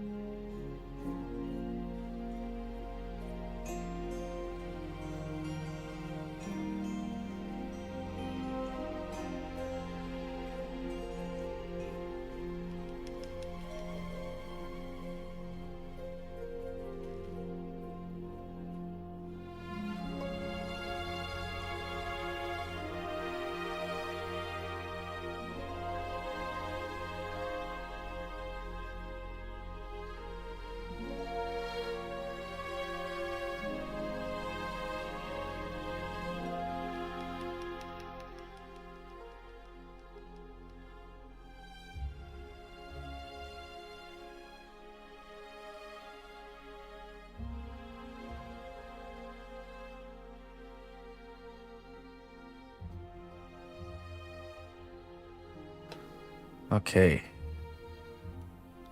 I think this will work out pretty good. We'll do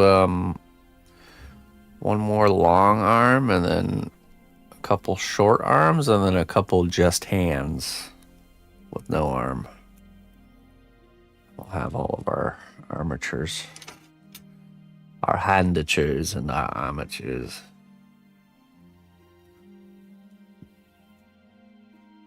Let me see the reference really quick here.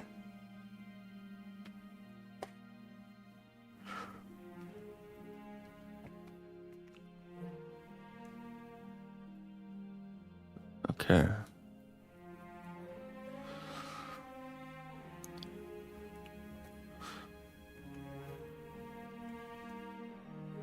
One was really bent. The second one was more straight. And the third one will be kind of like halfway between the two.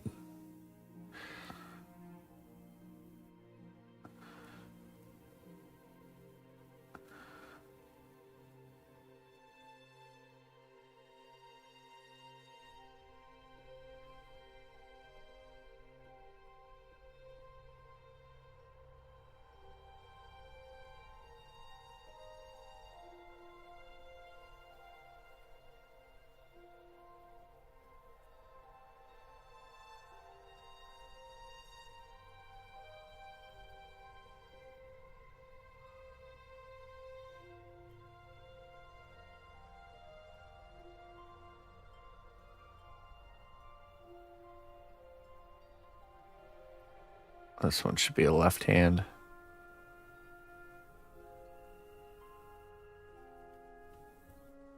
Safe and sleepy. I think you're not the only one. That feels that way.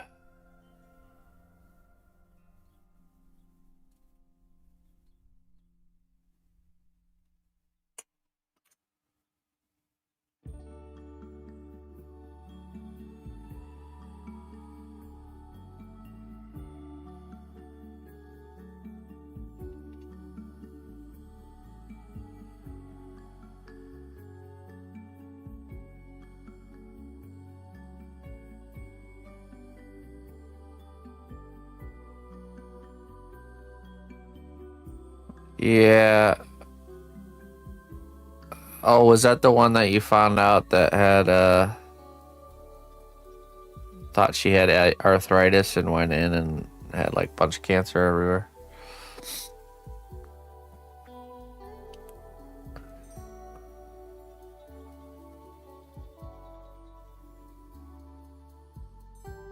Oh wow.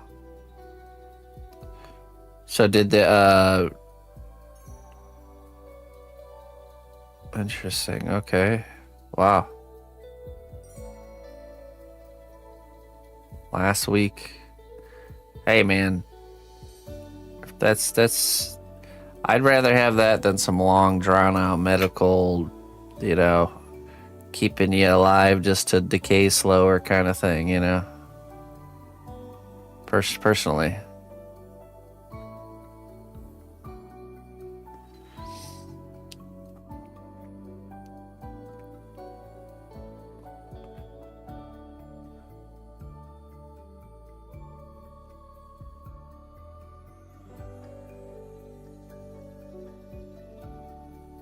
That's crazy.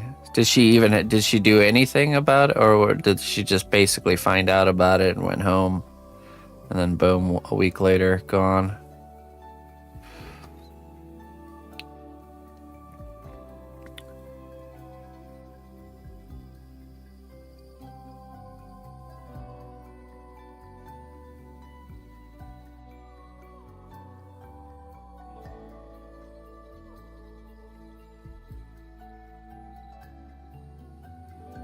Yeah.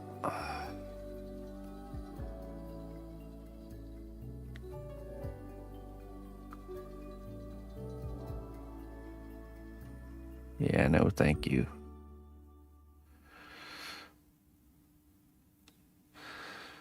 Everyone has purpose. Just some have found theirs. Others are still seeking. You know, the natural world, nature itself, there's nothing that doesn't have purpose. Even things that seem like it doesn't ultimately have some sort of purpose. Nothing goes to waste. And I know it's the same for us.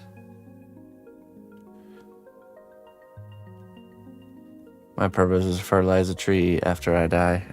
Well, there you go.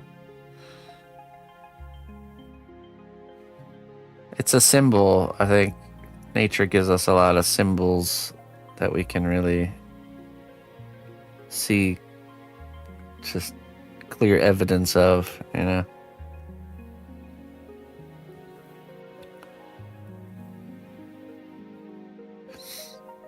We have no idea how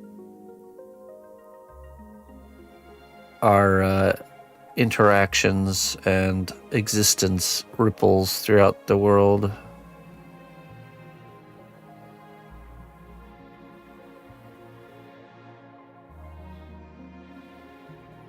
I choose to believe it's all nothing goes to waste. Everything is used, just like nature. Even tragic things like death.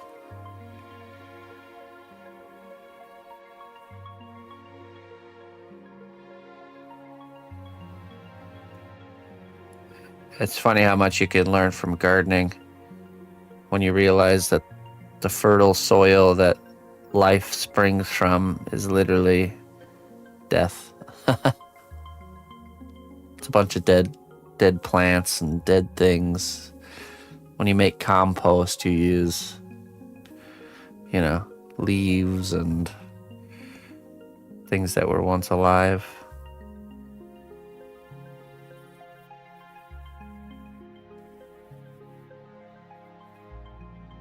Jerusalem artichoke section of C9 Garden. It got pillaged this year. Some sort of bunny or something discovered my buried Jerusalem artichokes.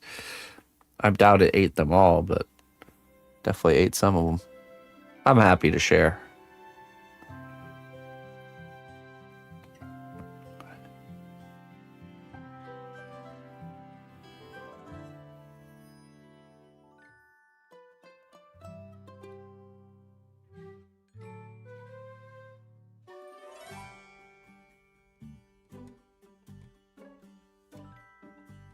Fungus, bacteria, worm waste. Yeah, you're right. There's a lot of living going on inside of soil. But ultimately, the resources, those are all decayers or decomposers that are breaking down the old to the raw ingredients to make the new.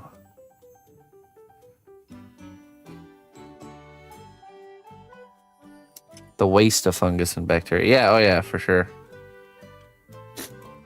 The plants can't consume. There's no bioavailability in like just dead plant matter. It has to be converted. Has to be fed off of by worms and bacteria and fungus, just like you said. And it's their waste that the plants actually eat.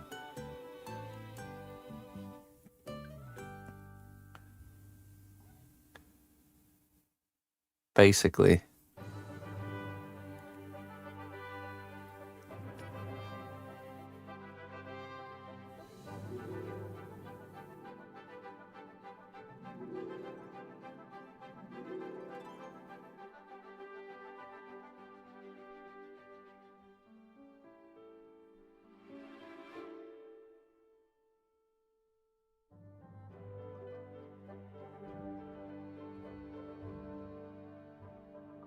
Yeah. Yeah, I don't know how you guys pulled that off.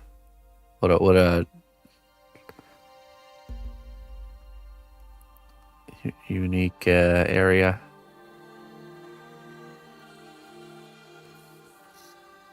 I live in an area that's got some of the richest soil in all of the lands, and you can see it, man. It's like you digging up black gold is what they call it.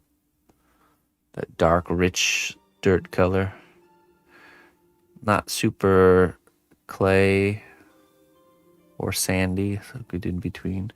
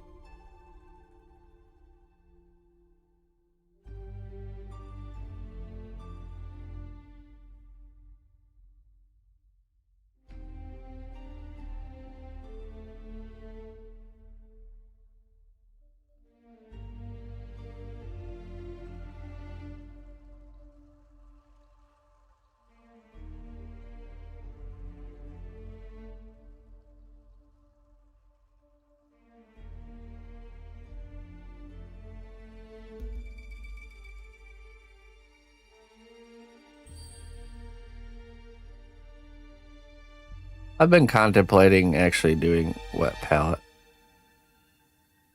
at some point.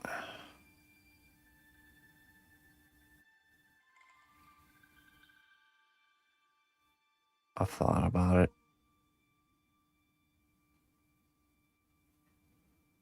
You like using it?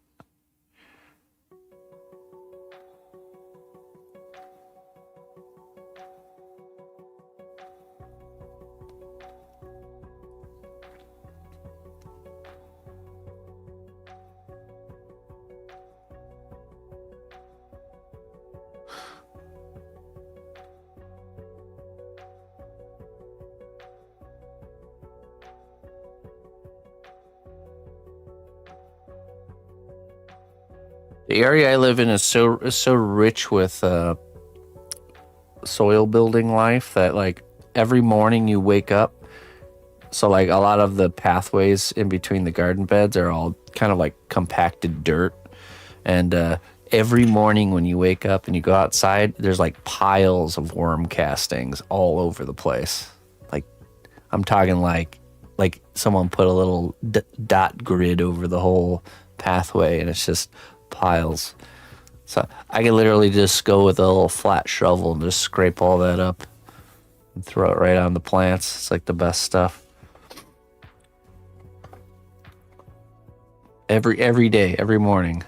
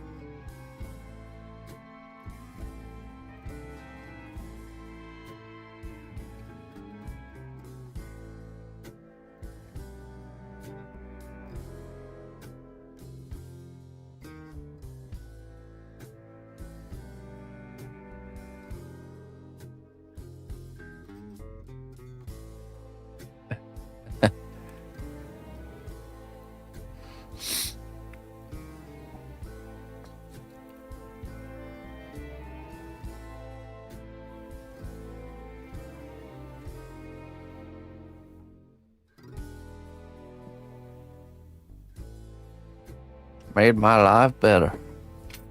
Let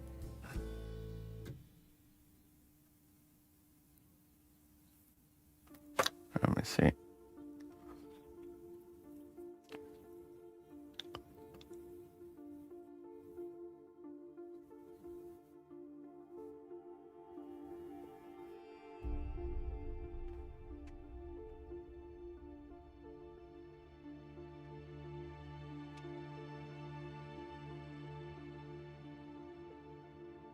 Always being conscious of my paint drying. No more. No more worries about that now.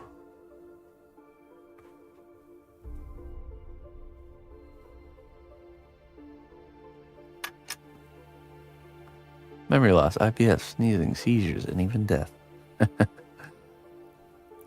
Talk to your doctor.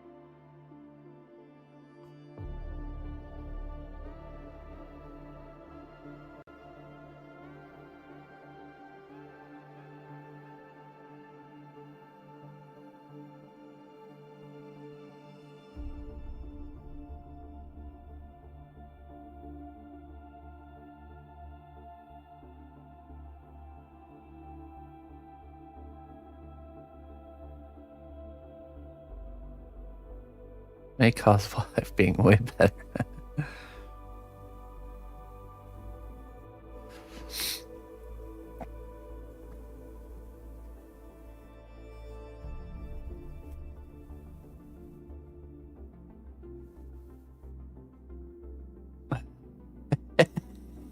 Nice, Corvick.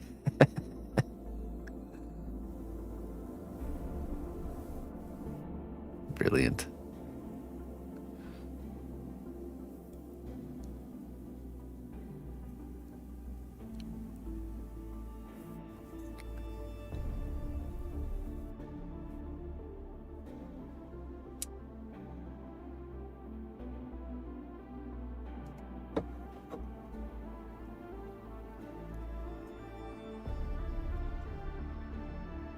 All right.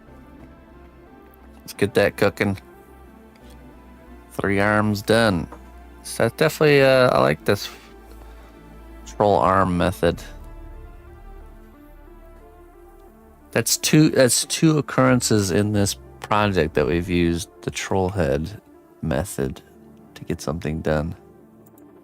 This, like, sculpting something entirely out of clay first and then baking it as a support. We'll see how it turns out. I'll go put that in the oven. I'll be right back.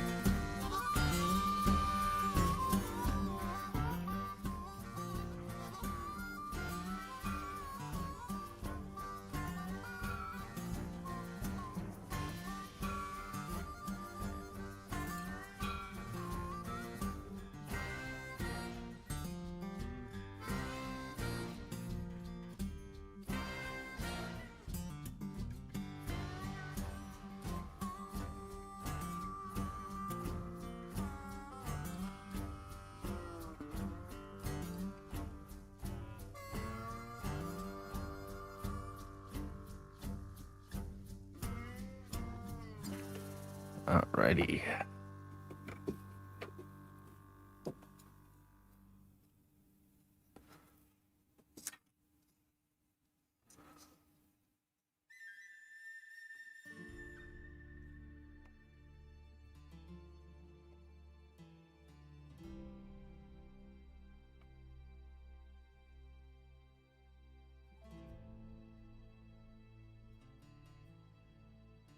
Plant a tree for you.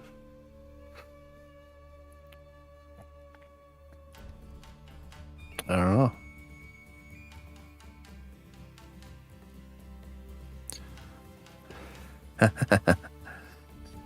Is it for you, though? Is it really for you? Will it bear fruit in 7 years from now that you can enjoy? Will it provide lumber that you could sell or use for projects?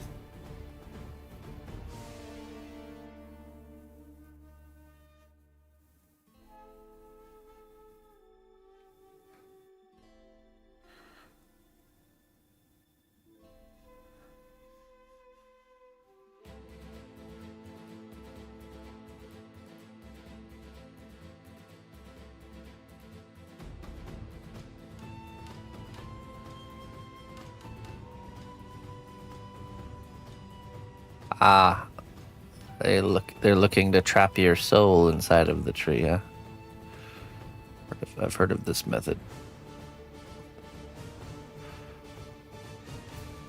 Usually they only use that for really bad guys.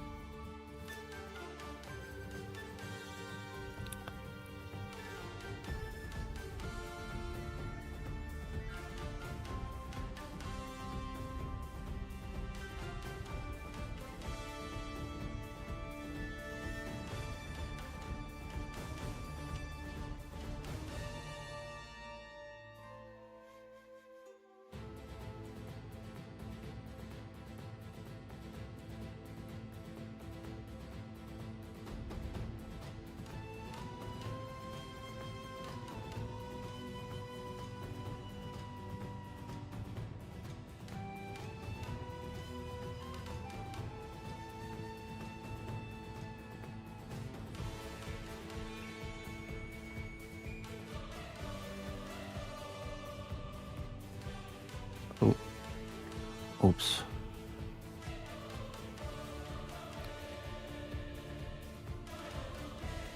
I guess this is the zombie with the missing fingers.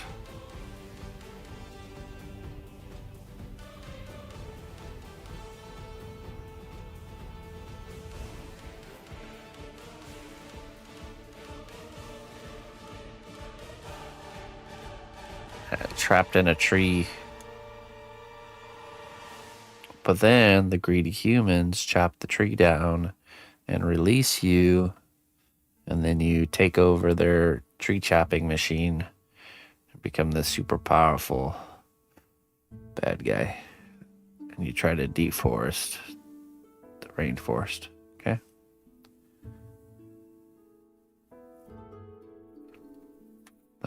That's your mission. Hexus.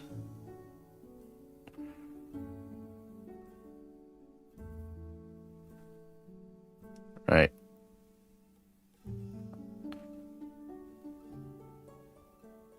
Silly humans.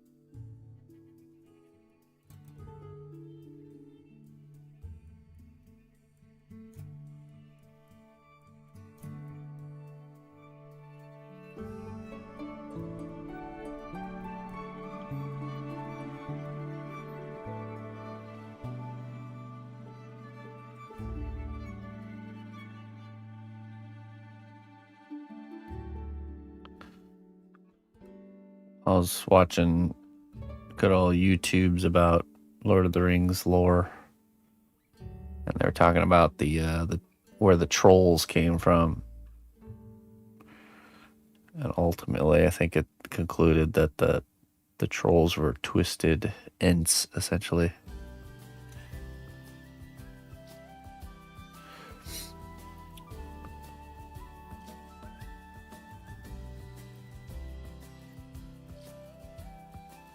Weird, huh, right? Morgoth.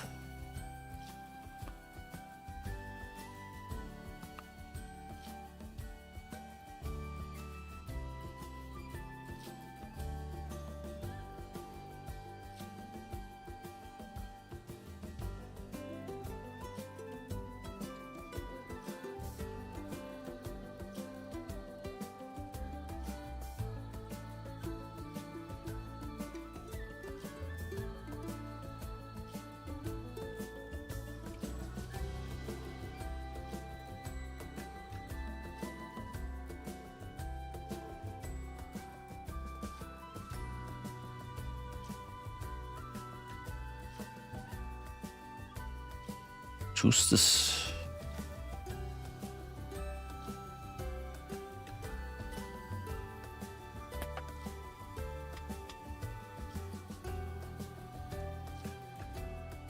Yeah, that's right, Jones.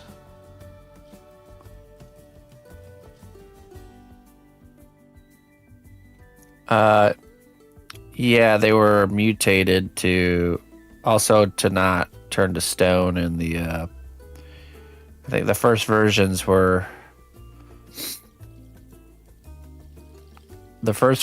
turned to stone in the sunlight. And they continued to mutate them to make them so they didn't turn to stone in the sunlight, because that's obviously a big weakness. And I'm guessing they lost some intelligence there.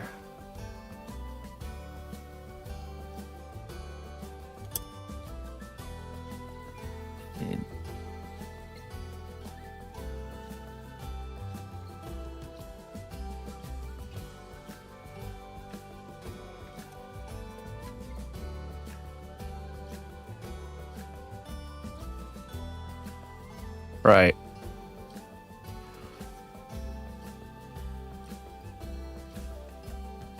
Like the orcs you see in the battlefield in Lord of the Rings they don't turn to stone in the daylight. Different kind of troll.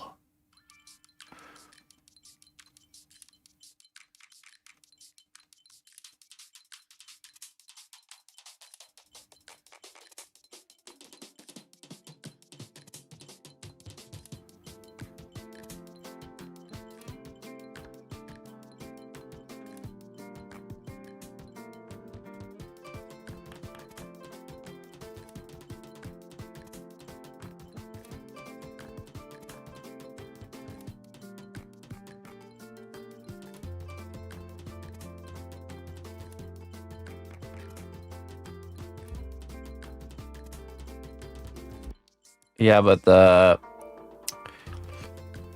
the very end when Sauron gets destroyed and you see that one troll running away in the sunlight.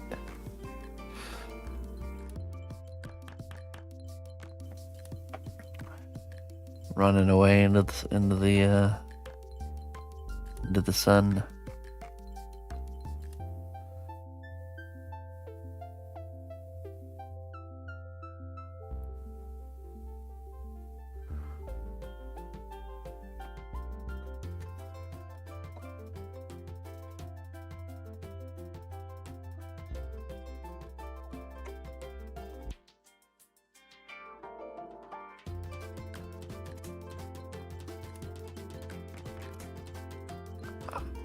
Well, I think they just perform better in the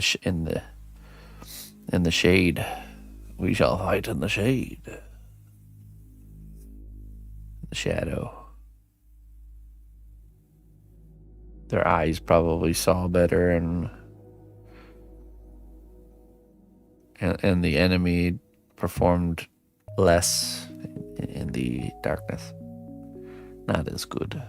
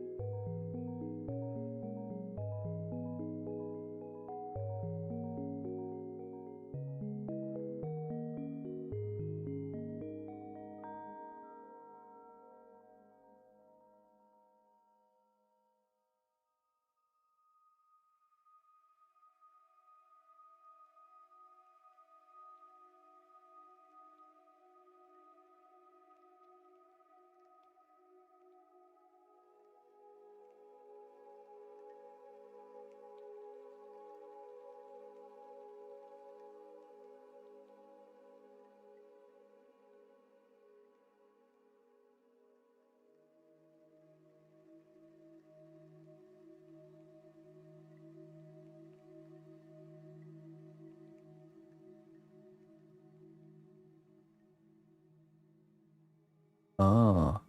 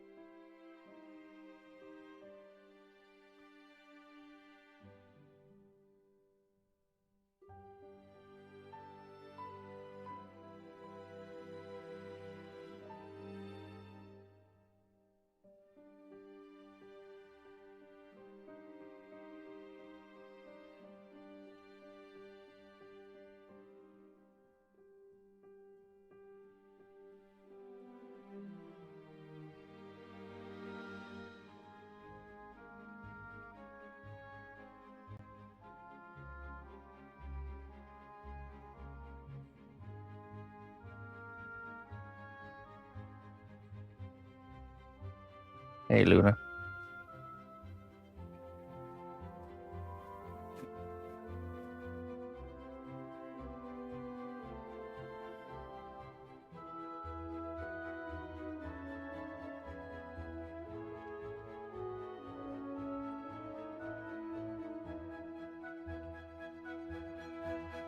Got such vivid dreams, Ronan.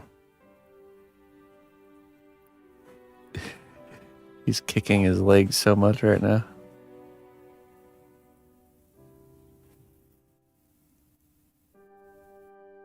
Dog's been through a lot, that's for sure.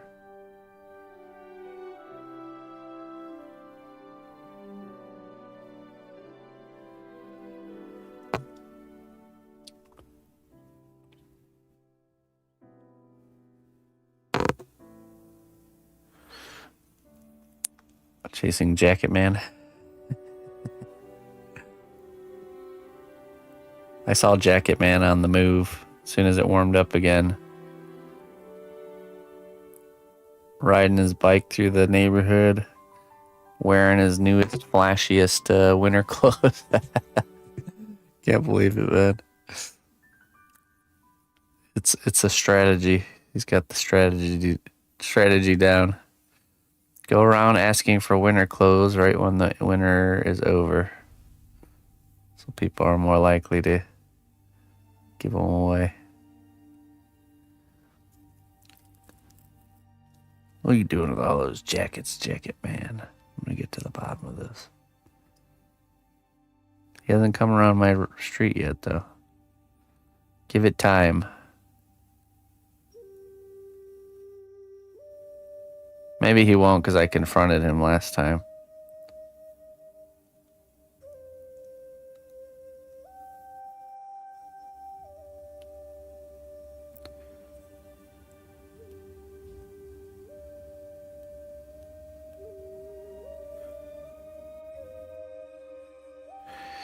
Yeah, it's just this guy. Let's see. 2 years ago, me and my brother in the backyard grilling some food, and that was the first encounter of Jacket Man. He came pulling up on his bicycle down the alley, and gets off his bike, comes up to me, and he's definitely not originally from here. You can tell. Very broken English, and he basically conveys that he asks if I had a jacket. You have jacket, And pointing towards my house to go inside and check. So I'm gonna, if somebody needs a jacket and they ask for one, I'm going to try and help them out. So I went inside, grabbed some jackets, 2 of them. Good ones that have served me well that I even still used. brought them out to Jacket Man. And he looks at them and with a very displeased type of demeanor. Basically like critiquing the jackets, the free jackets that I was going to give to him. Until I said, well, yeah, if you don't want it, I'll take it back. He's, oh, no, then takes it and then leaves. No thank you or anything like that. It was just super weird. So then that was it, And then a whole year goes by. This time I'm sitting in the front of my house, also grilling. And guess who pulls up on a bike? Jacket Man. Same guy. And I felt like I was in a Twilight Zone moment because it was like literally played out exactly the same way. Like the things he said, his demeanor, all of it was exactly the same. He was just wearing a completely different outfit. And his outfit is compiled of like really nice new looking clothes, but like mix matched, like he had like, those lady gloves that have the little strings all over the place. So they got that little texture and stuff like that. He had like those gloves on and like a fresh looking brand new baseball cap. And, so his outfit is always this like mix match, just random stuff he probably, guilt tripped people into giving him. So this time he comes up, asks me for a jacket again, and I say, what happened to the one I gave you last year? And he pretended like he didn't know what I was talking about. And again, just falling back on the not knowing English. I think he knew exactly what I was talking about, but he just fell back on that, like, oh, I don't know what you're talking about. And then he was standing there, like, not leaving, like awkwardly standing there in my yard, not leaving when I was saying, like, I'm not going to give him another jacket, because I just gave him one. And it obviously, in my mind, I just knew it was not something he needed. You know what I mean? So it was him exploiting the system of people's kindness. So at least that's what I concluded. And then he awkwardly stood there and was basically not gonna leave until I gave him a jacket, kind of standing there, And that's when I got angry and told him he had to leave. And of course he left. So, and then so then fast forward probably like a couple more months, and I'm driving back from the store to go back home, and guess who I see in his front yard raking leaves? Jacket Man. So then I did some digging, okay? And I discovered Jacket Man, that's where Jacket Man lives. Okay, so one thing that rubbed me wrong wasn't even any of that stuff that happened, but he was scoping my place out. He was asking oh, you have a big dog? Or, there's these kind of questions. And that's when I was like, okay, all right, this is getting, not now, there's a line there somewhere. And that's when I started to get, that's when I got angry with him and told him he had to leave because, and that's what put me, that put me on guard. Okay, yeah, so then after Jacket Man had left, I think he's from, I don't know, probably one of the African countries that speak French, because I have neighbors behind me that are from, I can't remember which country exactly, but they speak French. They're really nice people. Abubakar and Hassan, really good people. And when I first had met Jacket Man, I had asked if he had known them, but he didn't respond to that. So, but anyways, after he had left the second time, when he was like being really like almost threatening with his presence and this type of questions he was asking, that's when I got in my car and I started tailing him. And that's how I discovered that he actually lived in the neighborhood. So, and then Jacket Man, I saw him again this year, out on his bike. Same deal, completely different outfit with mix match winter items on, just making the rounds, I guess. But he hasn't showed up yet. So that's the story of Jacket Man.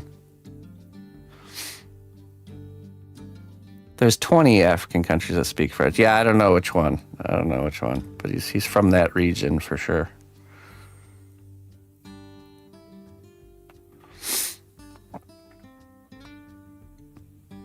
Yeah, I mean, if I feel threatened by somebody, I'm gonna try and make sure I know, where they coming from. Arm myself with some information, so just in case.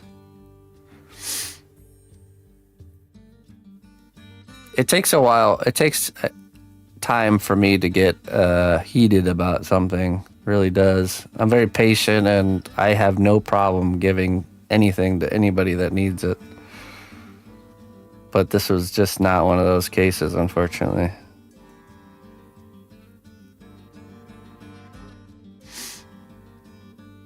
Yeah, I followed Jones all the way back to his place, just so I can know. Lives there. What an encounter, I know.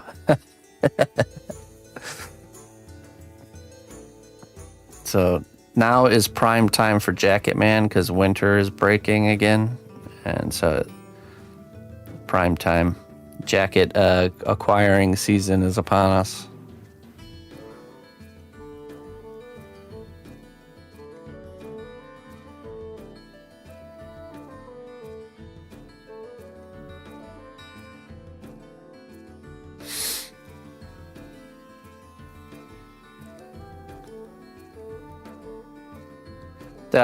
I actually did call them. They can't do anything because it's not technically breaking any laws, which is true.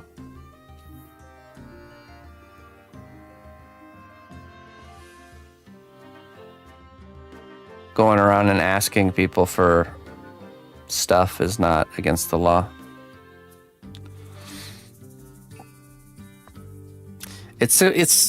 That's the thing about stuff like that. It's not that he's doing that, it's how he's doing that. That's the problem.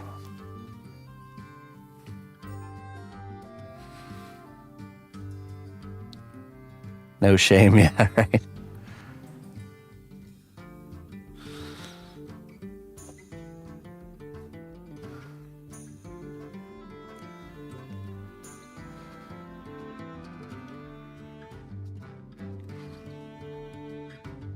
No, not that. I don't think so.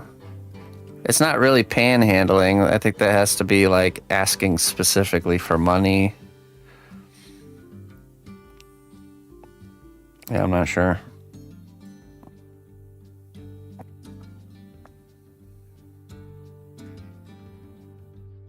Also, I live in a area that's not like, it's a poor, what you would consider a poorer area, so I'm sure they don't have stuff like that. Which, like I said, I'm totally fine with people asking for help when they need it. But that's different. That's a different story. There's some rougher people around here, though. I'm sure Jacket Man's gotten haggled quite a bit by the locals, we'll just say. There's a lot of not as friendly as me people, if you rub them the wrong way, kind of folks. So.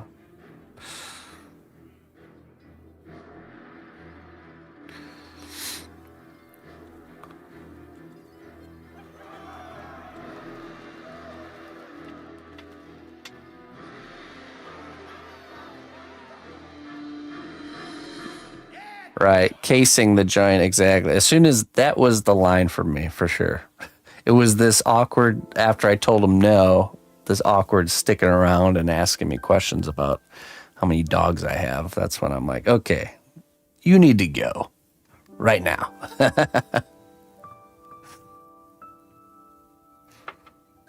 Get out of my chair.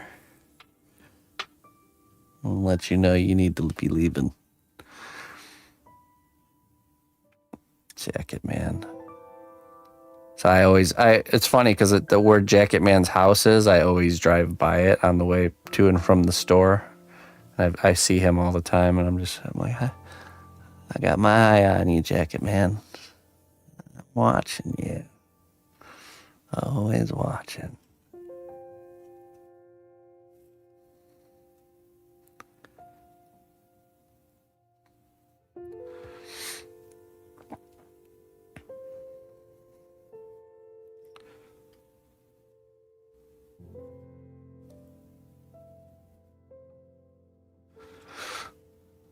All right, let me go put these two in the oven.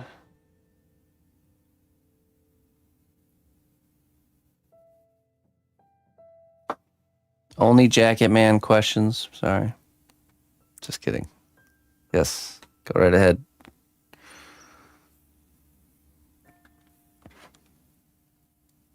Jacket Man related questions. There's always that troll side of me that wants to do things like actually buy like a tiny little like doll-sized jacket, and then the next time he comes by, just like, here you go, buddy, like stuff like that. Or pull up next to him and like get out of my car and say, hey, you have can I have a jacket? I hear you got jackets here. So can I get one of those jackets? No, I'm not gonna provoke the matter anymore. That's foolish. But it would be funny. It really would. Just go to his house and ask him for jackets,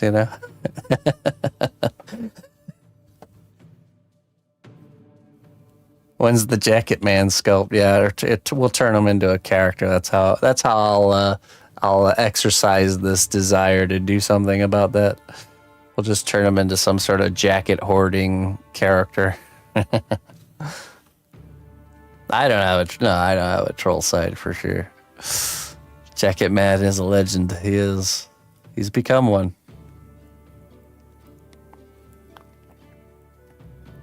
Jacket Man troll head.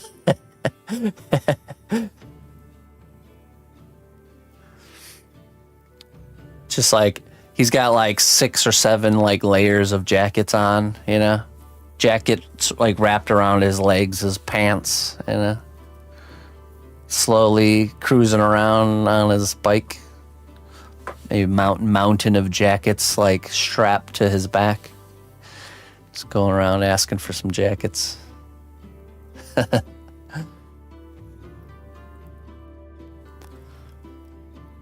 Neighbor Bob. Bob gave me a new tool. It seems like a tradition. Every season, Bob gives me a new gardening tool. He just did the other day. And it's always a unique thing I've never seen before. And he always like oils it up and sharpens it, and it's just really nice. I should go grab it and I'll show you guys. Yeah, let me go put this in the oven and then I'll grab you and show you my new gardening tool that neighbor Bob gave me. I'll be right back.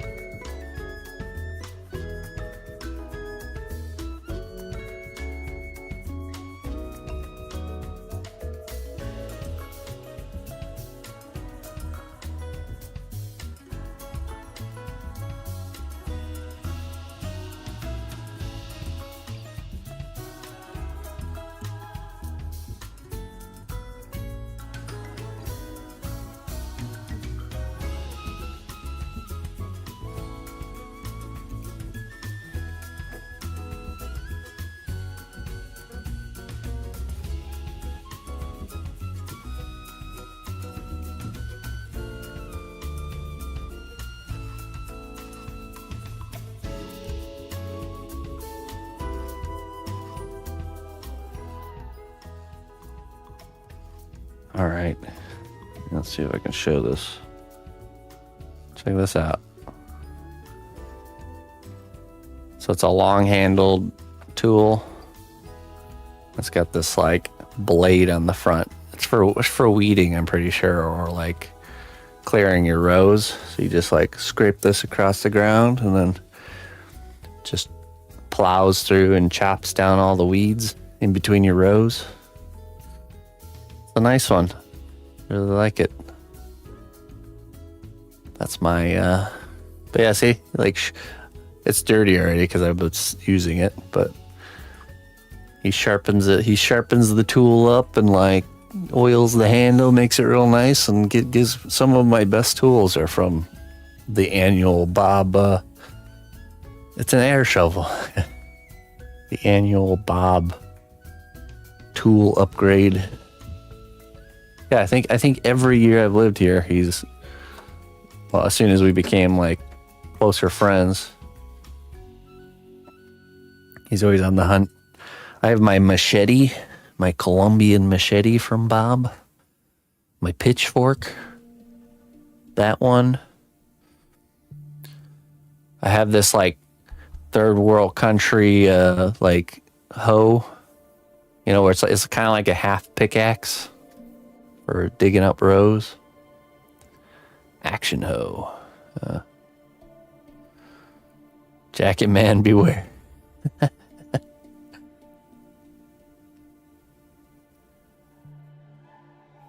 A hula hoe. Let's look it up. I've seen similar ones, like different kinds of blade styles, but I've never seen one particularly like that. And neither had he. Yeah, that's the one I've seen. This like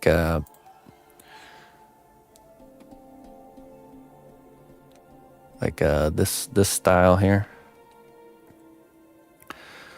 where it kind of is like this, well, like belt that kind of, this like band that goes down like that, but I've never seen one. I've seen these ones before, but I've never seen one quite like this one that I got here.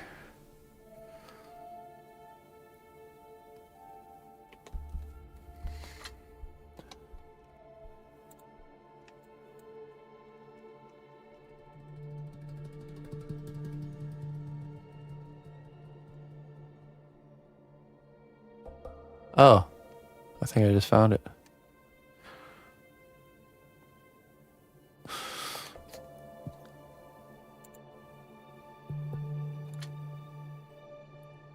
A Skidger. Skidger Extreme. What is it even called? It's definitely the shape.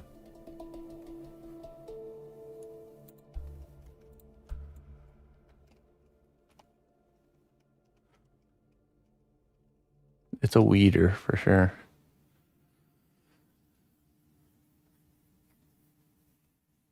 V-shaped, dual-sided stainless steel blade designed for rapid weeding by pushing and pulling. Oh, it's supposed to have an edge on the pull side too. Okay, I'll have to sharpen the other side then. Interesting. Yeah, see, here it is right here. Right there. That's the one. Extreme weeder. Just probably an old school one of the first ones, I would imagine. First version.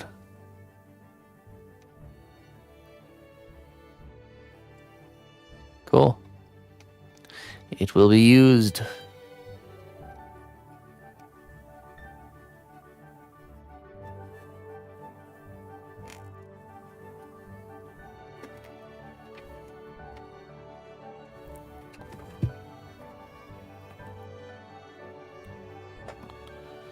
All right.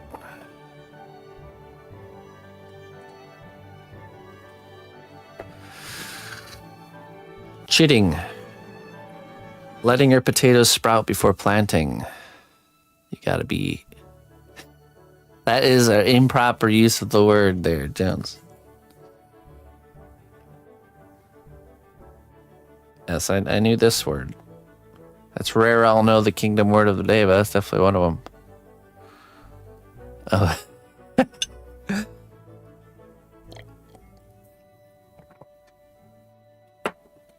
You know, I don't even do that. I'll just throw the potatoes in the hole. I always skip that step.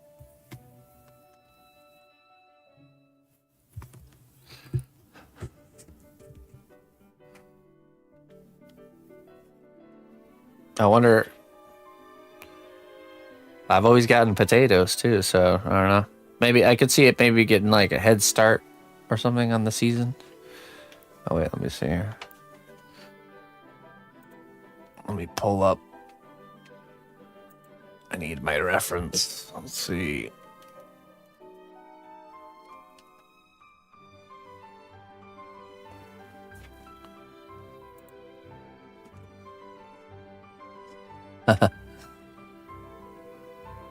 Funny guy. Very funny.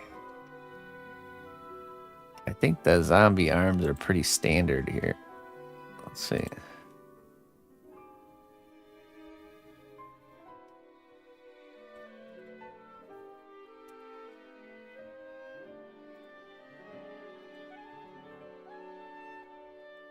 Ah, yes, okay.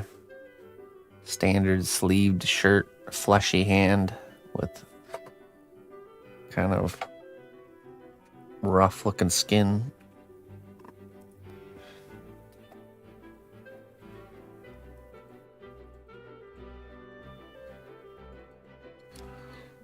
No time for personal projects there, Levita. No time for that. That would be fun though, wouldn't it?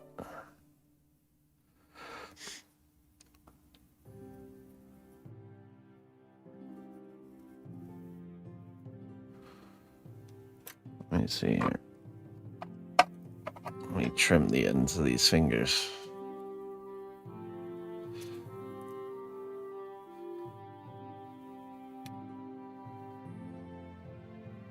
Speaking of personal projects, actually no, I can't talk about that right now, just in case she's listening.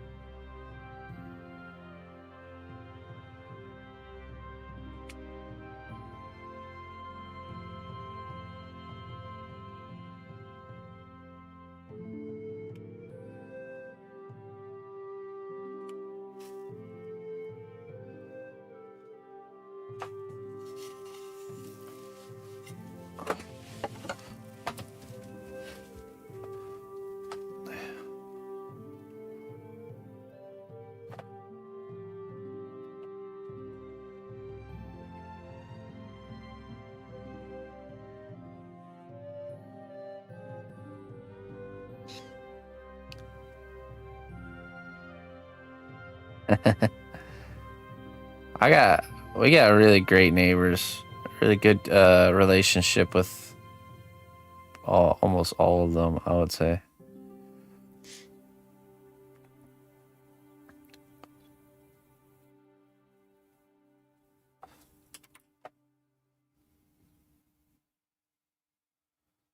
Say it or Jacket Man will be paying another visit. I'm not gonna say it. Chit chat. I didn't even do that with my potatoes. Why would I talk about it?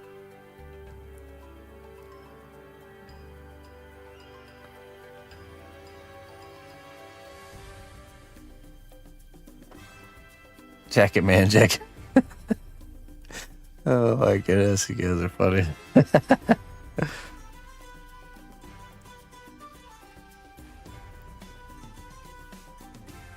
He'll come squeaking by on his old rusty bike. Just squeaking along.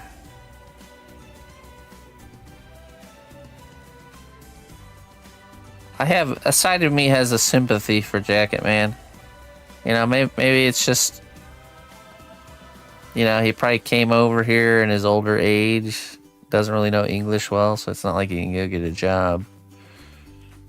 So it's just the best creative solution he was able to come up with. Asking for jackets in the spring.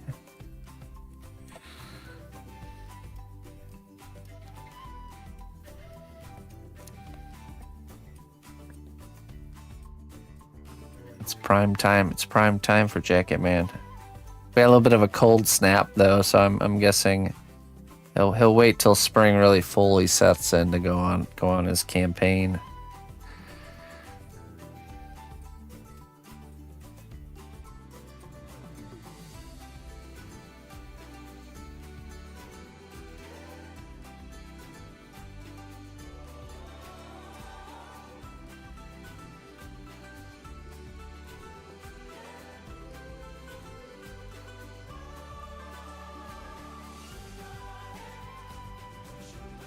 Now he's outside.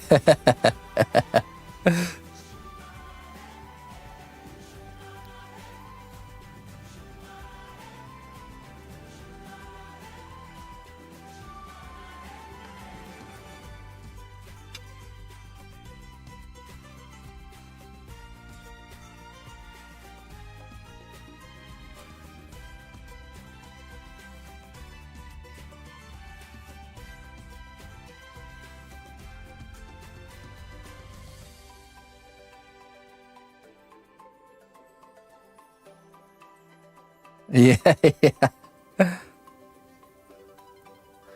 I should write him a letter in the mail saying I'm a person of interest looking to browse his category of jackets for sale. We'll do a P.O. box so he can letter me back with the information.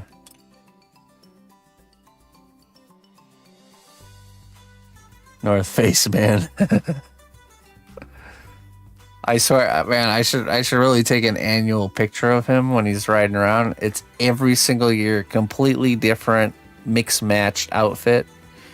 Almost every time I've seen him, he's wearing something different, like completely like, it's not like just different clothes. It's like super obscure, like, you know, like a ladies style Mickey Mouse t-shirt and then like a football team hat and like kids gloves, you know, like that, like really mixed matched, you know, like none of it goes together. He figured it out, man. Never has to buy clothes ever again. Just has to do that once a year. He can stay fresh. Heck, he doesn't even have to wash any clothes ever again. He can just get new ones every year. New ones for the whole year.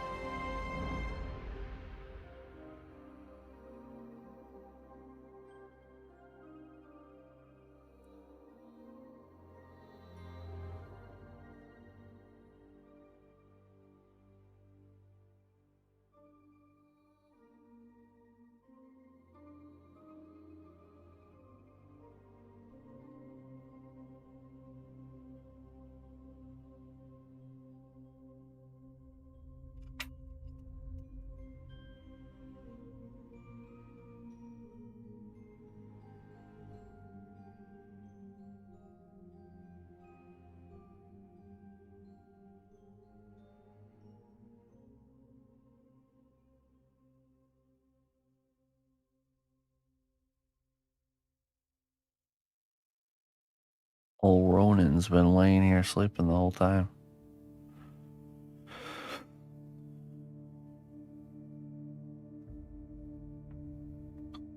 He's such a good dog. Such a sweet dog. It's very well behaved. Just makes you wonder what happened. Like, did somebody abandon him? He reminds me a lot of Sadie. Even the shape, even his like shapes and stuff, because he's a lab, very similar sized lab that Sadie was.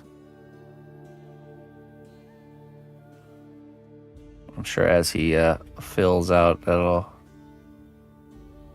remind me even more.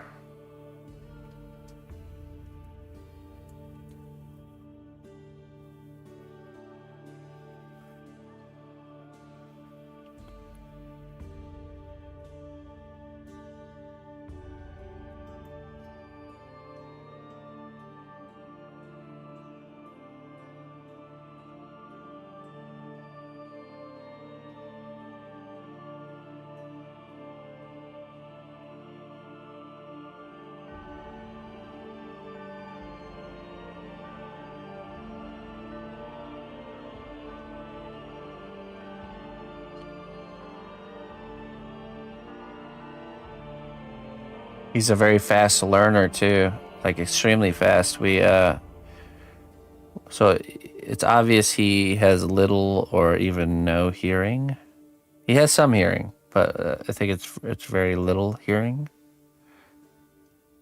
So I tried training him with hand signs, and I showed him one time that when I go like this for him to sit before I give him his food. One time I like push his butt down, so he'd understand what that meant. The second time he got food that very day, I did this one time and he like remembered it and did it. Like, he really is a fast learner.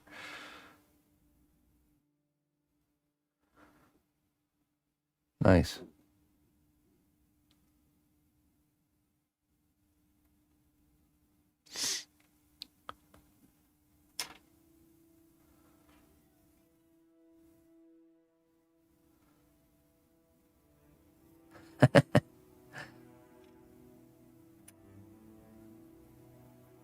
I have no idea. Nice song, Jones. Great job. Nice work.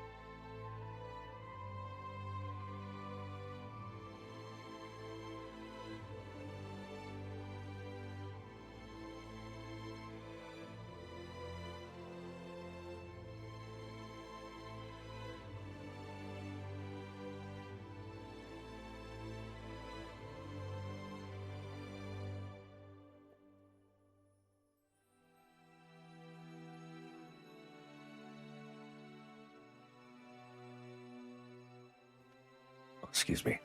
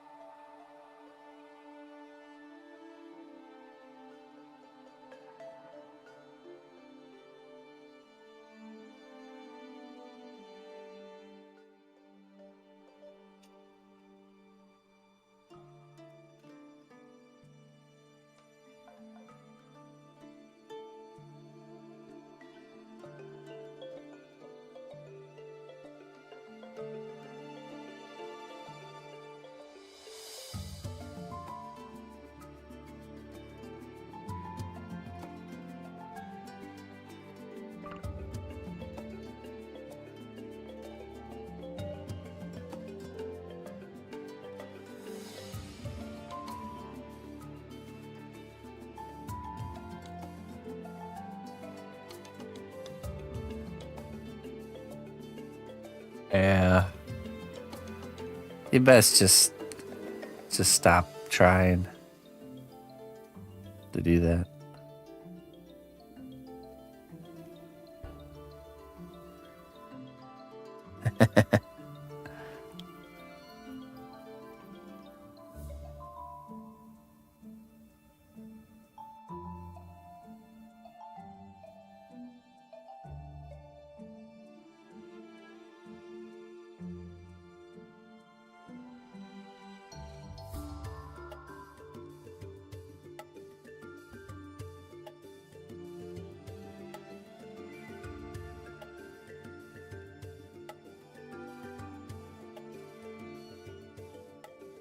Yeah, it does look like that, doesn't it? Higher Baggins.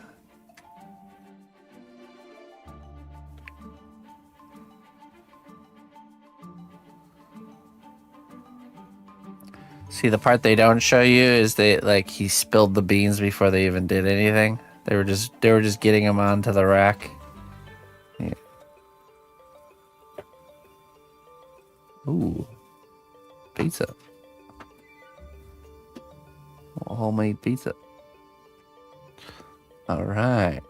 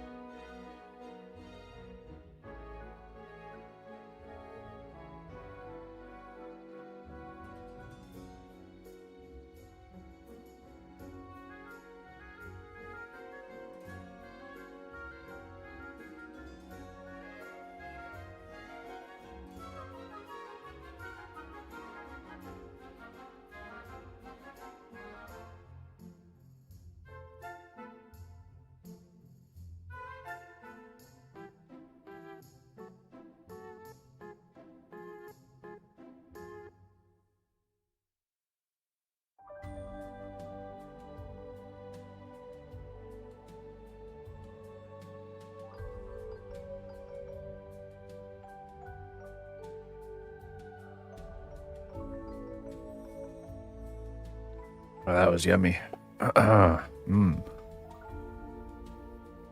Pretty good.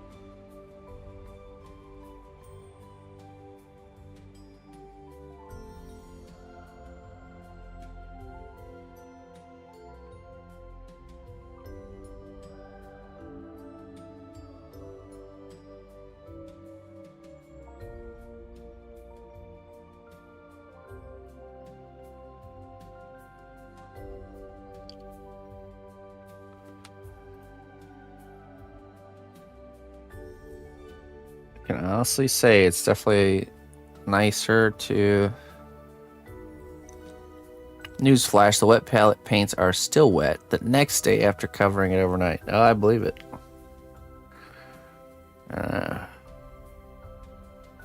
My problem is I'm already done painting, and I don't need them anymore anyways.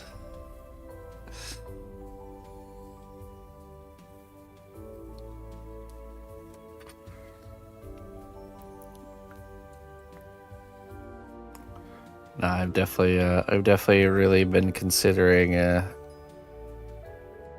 using one for certain things, you know, especially if I know it's going to be like more of a long-term paint job.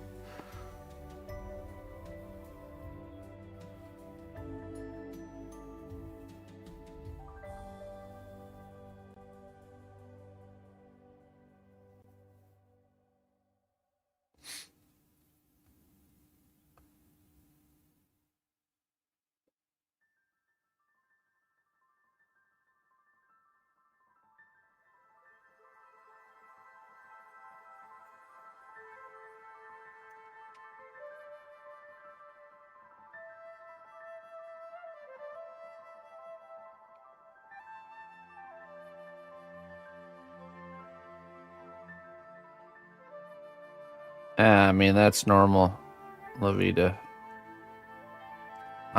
I've known about things or put things off for years, and then one day I just decided to do it, and it's like, oh, why did I wait so long to do that? It's just human. A very human thing to do. We're such stubborn creatures.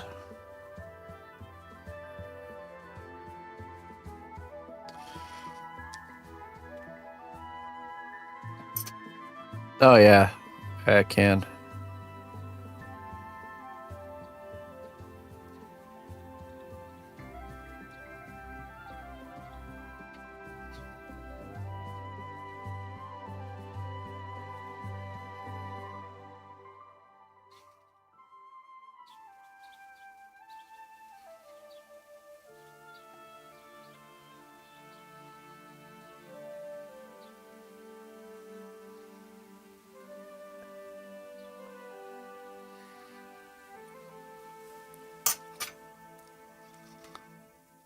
Extruder, yeah. It'll be one of those things. I'll just start using it one day, and then I'll be like, oh man, I really like using this thing. I should have used it sooner. It's like a side of you that wants to just do things the hard way.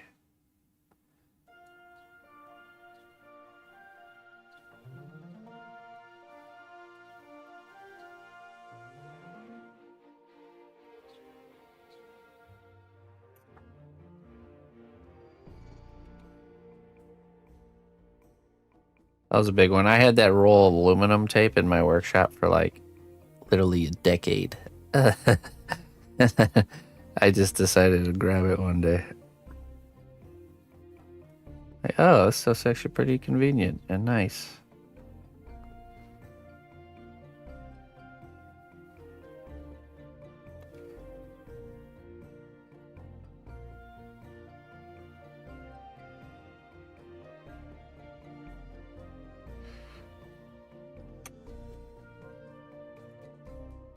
I mean, what an extruder would give, just like the pasta machine gives you equally shaped sheets of clay, the extruder would give you equally shaped kind of rolls of clay.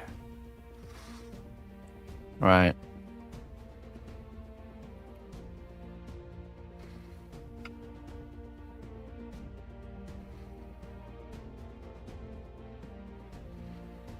Honestly, though, I probably would have started using the extruder already, but I foolishly took mine apart like day one.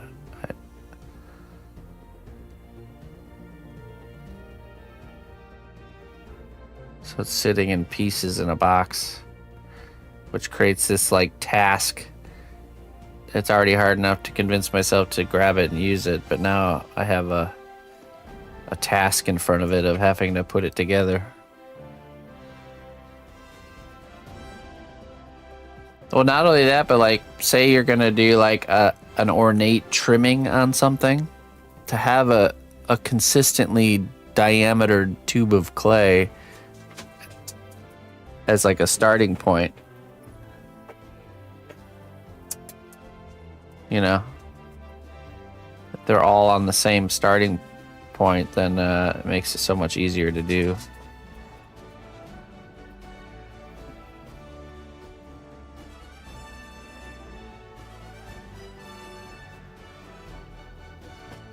It's only 3 pieces. What did you do? Do I even have? Where do I have it? I think that's my leather working box. Let me see. Yeah, that's leather working stuff. Oh, I know where it is.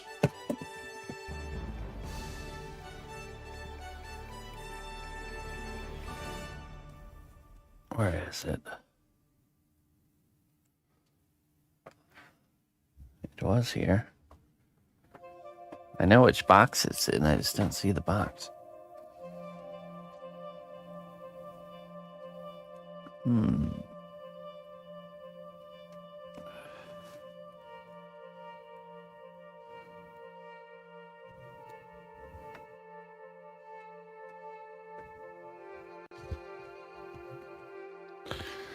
Let's see here.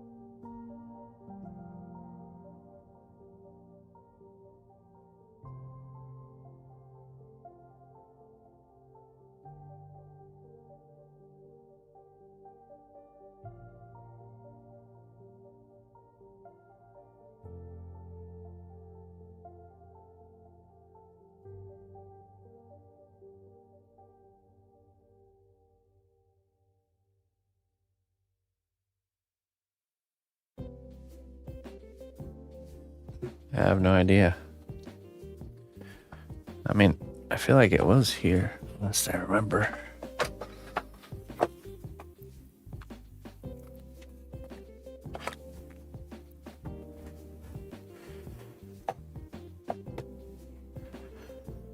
That might still be here.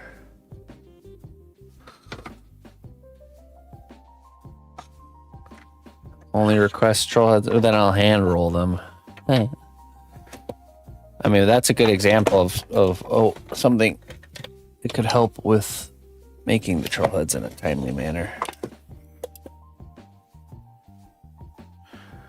Oh.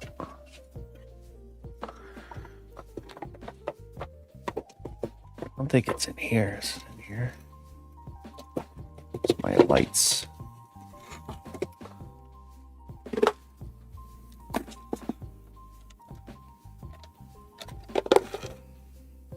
Oh, not in there.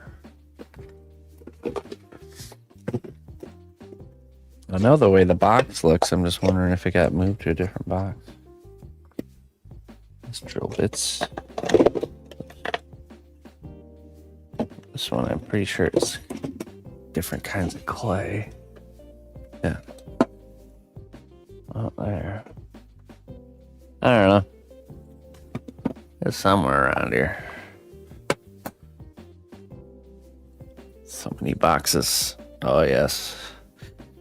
Not even the beginning of it.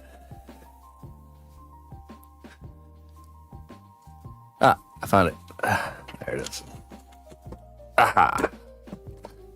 There you are.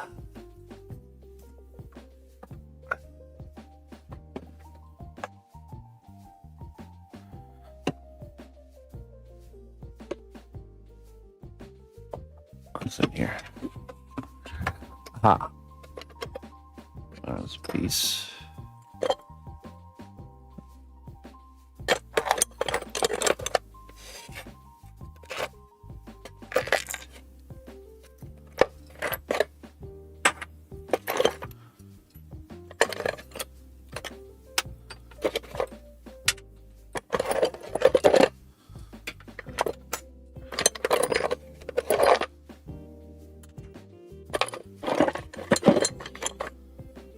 I don't even know if I have all the pieces.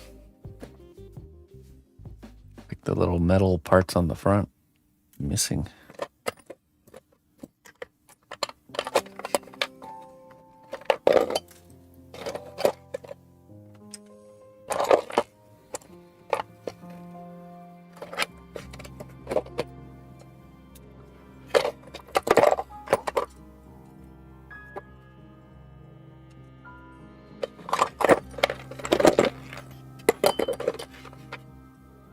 Yeah, okay. I don't even have all the pieces.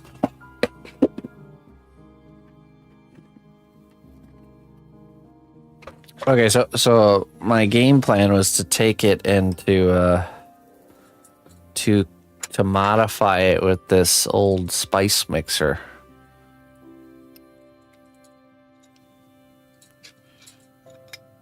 To make it look cooler.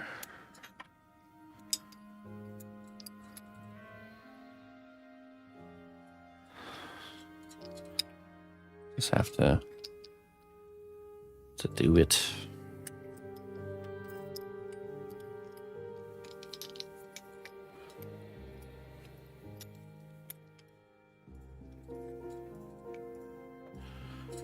So I think this.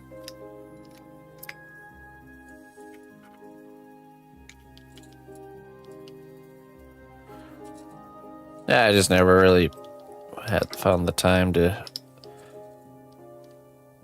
do it. I know it'll work. I think this goes here.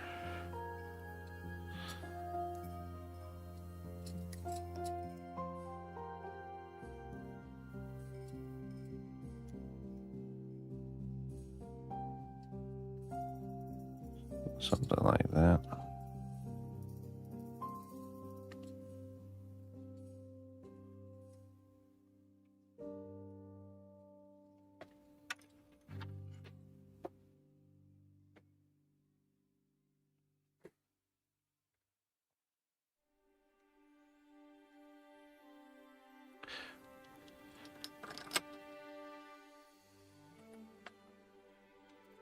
Yeah, but either way, this the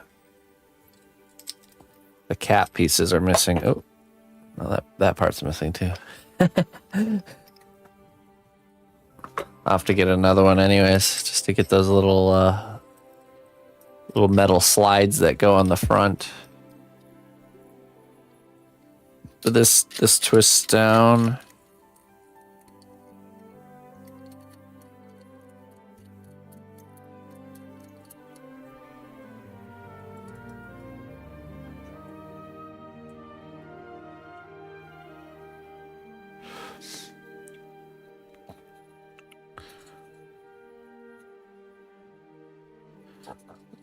And then extrudes the clay out. I'm guessing, also, so I mean, this would have to be,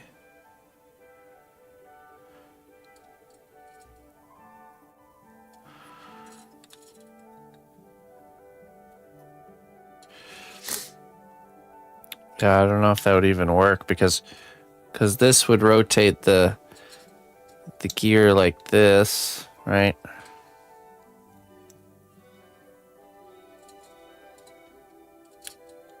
Pretty sure that's how that goes.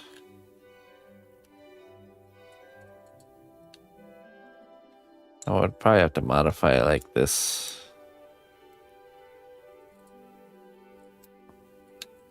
Just like that.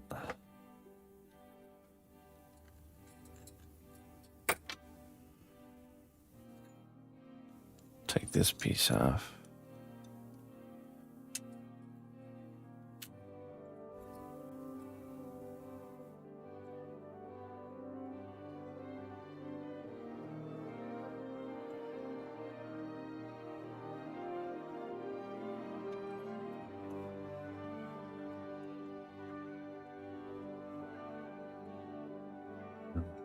Doesn't come out.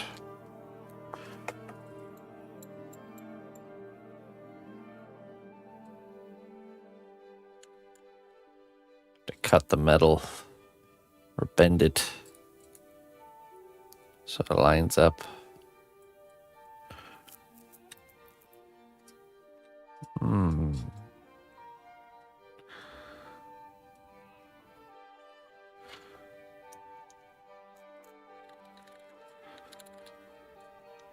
That would actually work.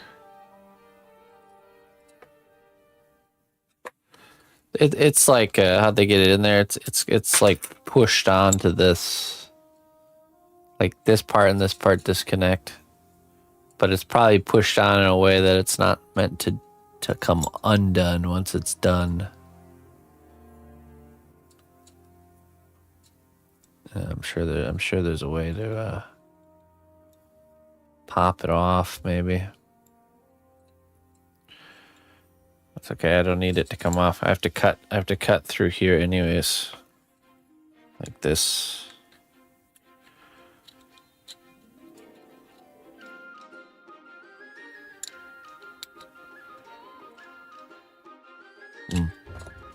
Anyways. All right, ladies and gentlemen. We'll keep working on our zombie arms tomorrow morning. We got the likeness locked in and got quite a bit of work done on the zombie parts, and we'll continue progress on that tomorrow. I'm gonna get out of here. I'll be back on this evening, and we'll be working on some lovely Gothic tower pieces. I think we only have about 5 more parts to make, and then we can start actually constructing the tower, which will be fun. Dragon is getting shipped. That's why I'm going to get out of here, so we can get it boxed up and out right now. So it's been documented and finished. I did show it at the beginning today, but I'll show it again. Those that didn't see. It's I'm really happy with the results here. Homemade guns, huh? Yeah. Just a peppercorn grinder. Nothing fancy.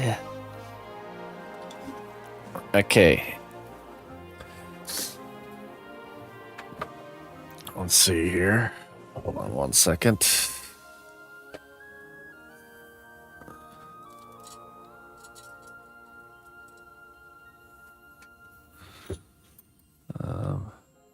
Filter.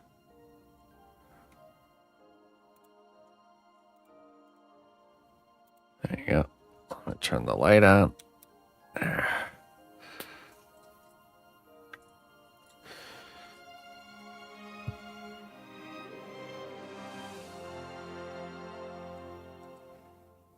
A little bit hard to show because it's so big.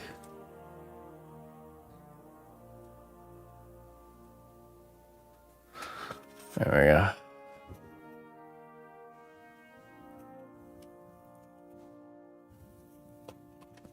There it is.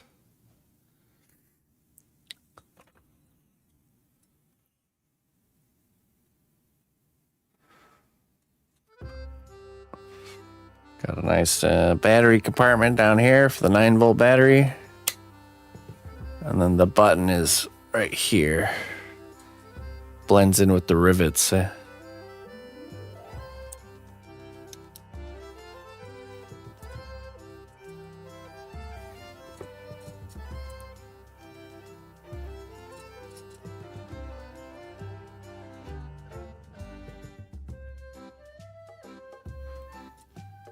Yeah. I'm happy with it. So you guys will find out what that's for. It's technically an available piece, and you'll see what I mean by that once I can tell you. But I need to get it shipped out to where it's going today. So I'm gonna get out of here. What's the little shelf for under your logo? Just no reason. It's for putting little tiny potion bottles, actually. Just in case, you know, a little function with the art. You know what I mean? All right, let's see. Let's find someone to raid here.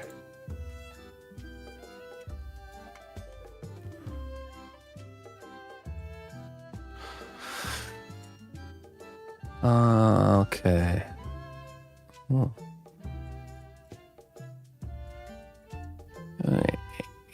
Maybe Animare. Haven't seen her in a bit. Let's go raid Animare, making a rabbit mask.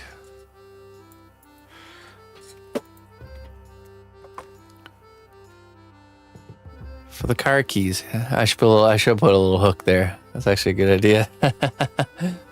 Perfect. Well, now you tell me. What the? Margaret, you're fired.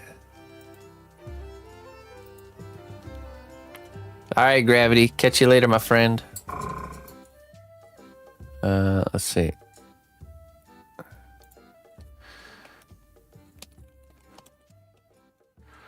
Bye-bye, everybody. I'll see you later. I'll be back 6 p.m. Central Time tonight or tomorrow morning, bright and early. We'll see you then. Bye-bye.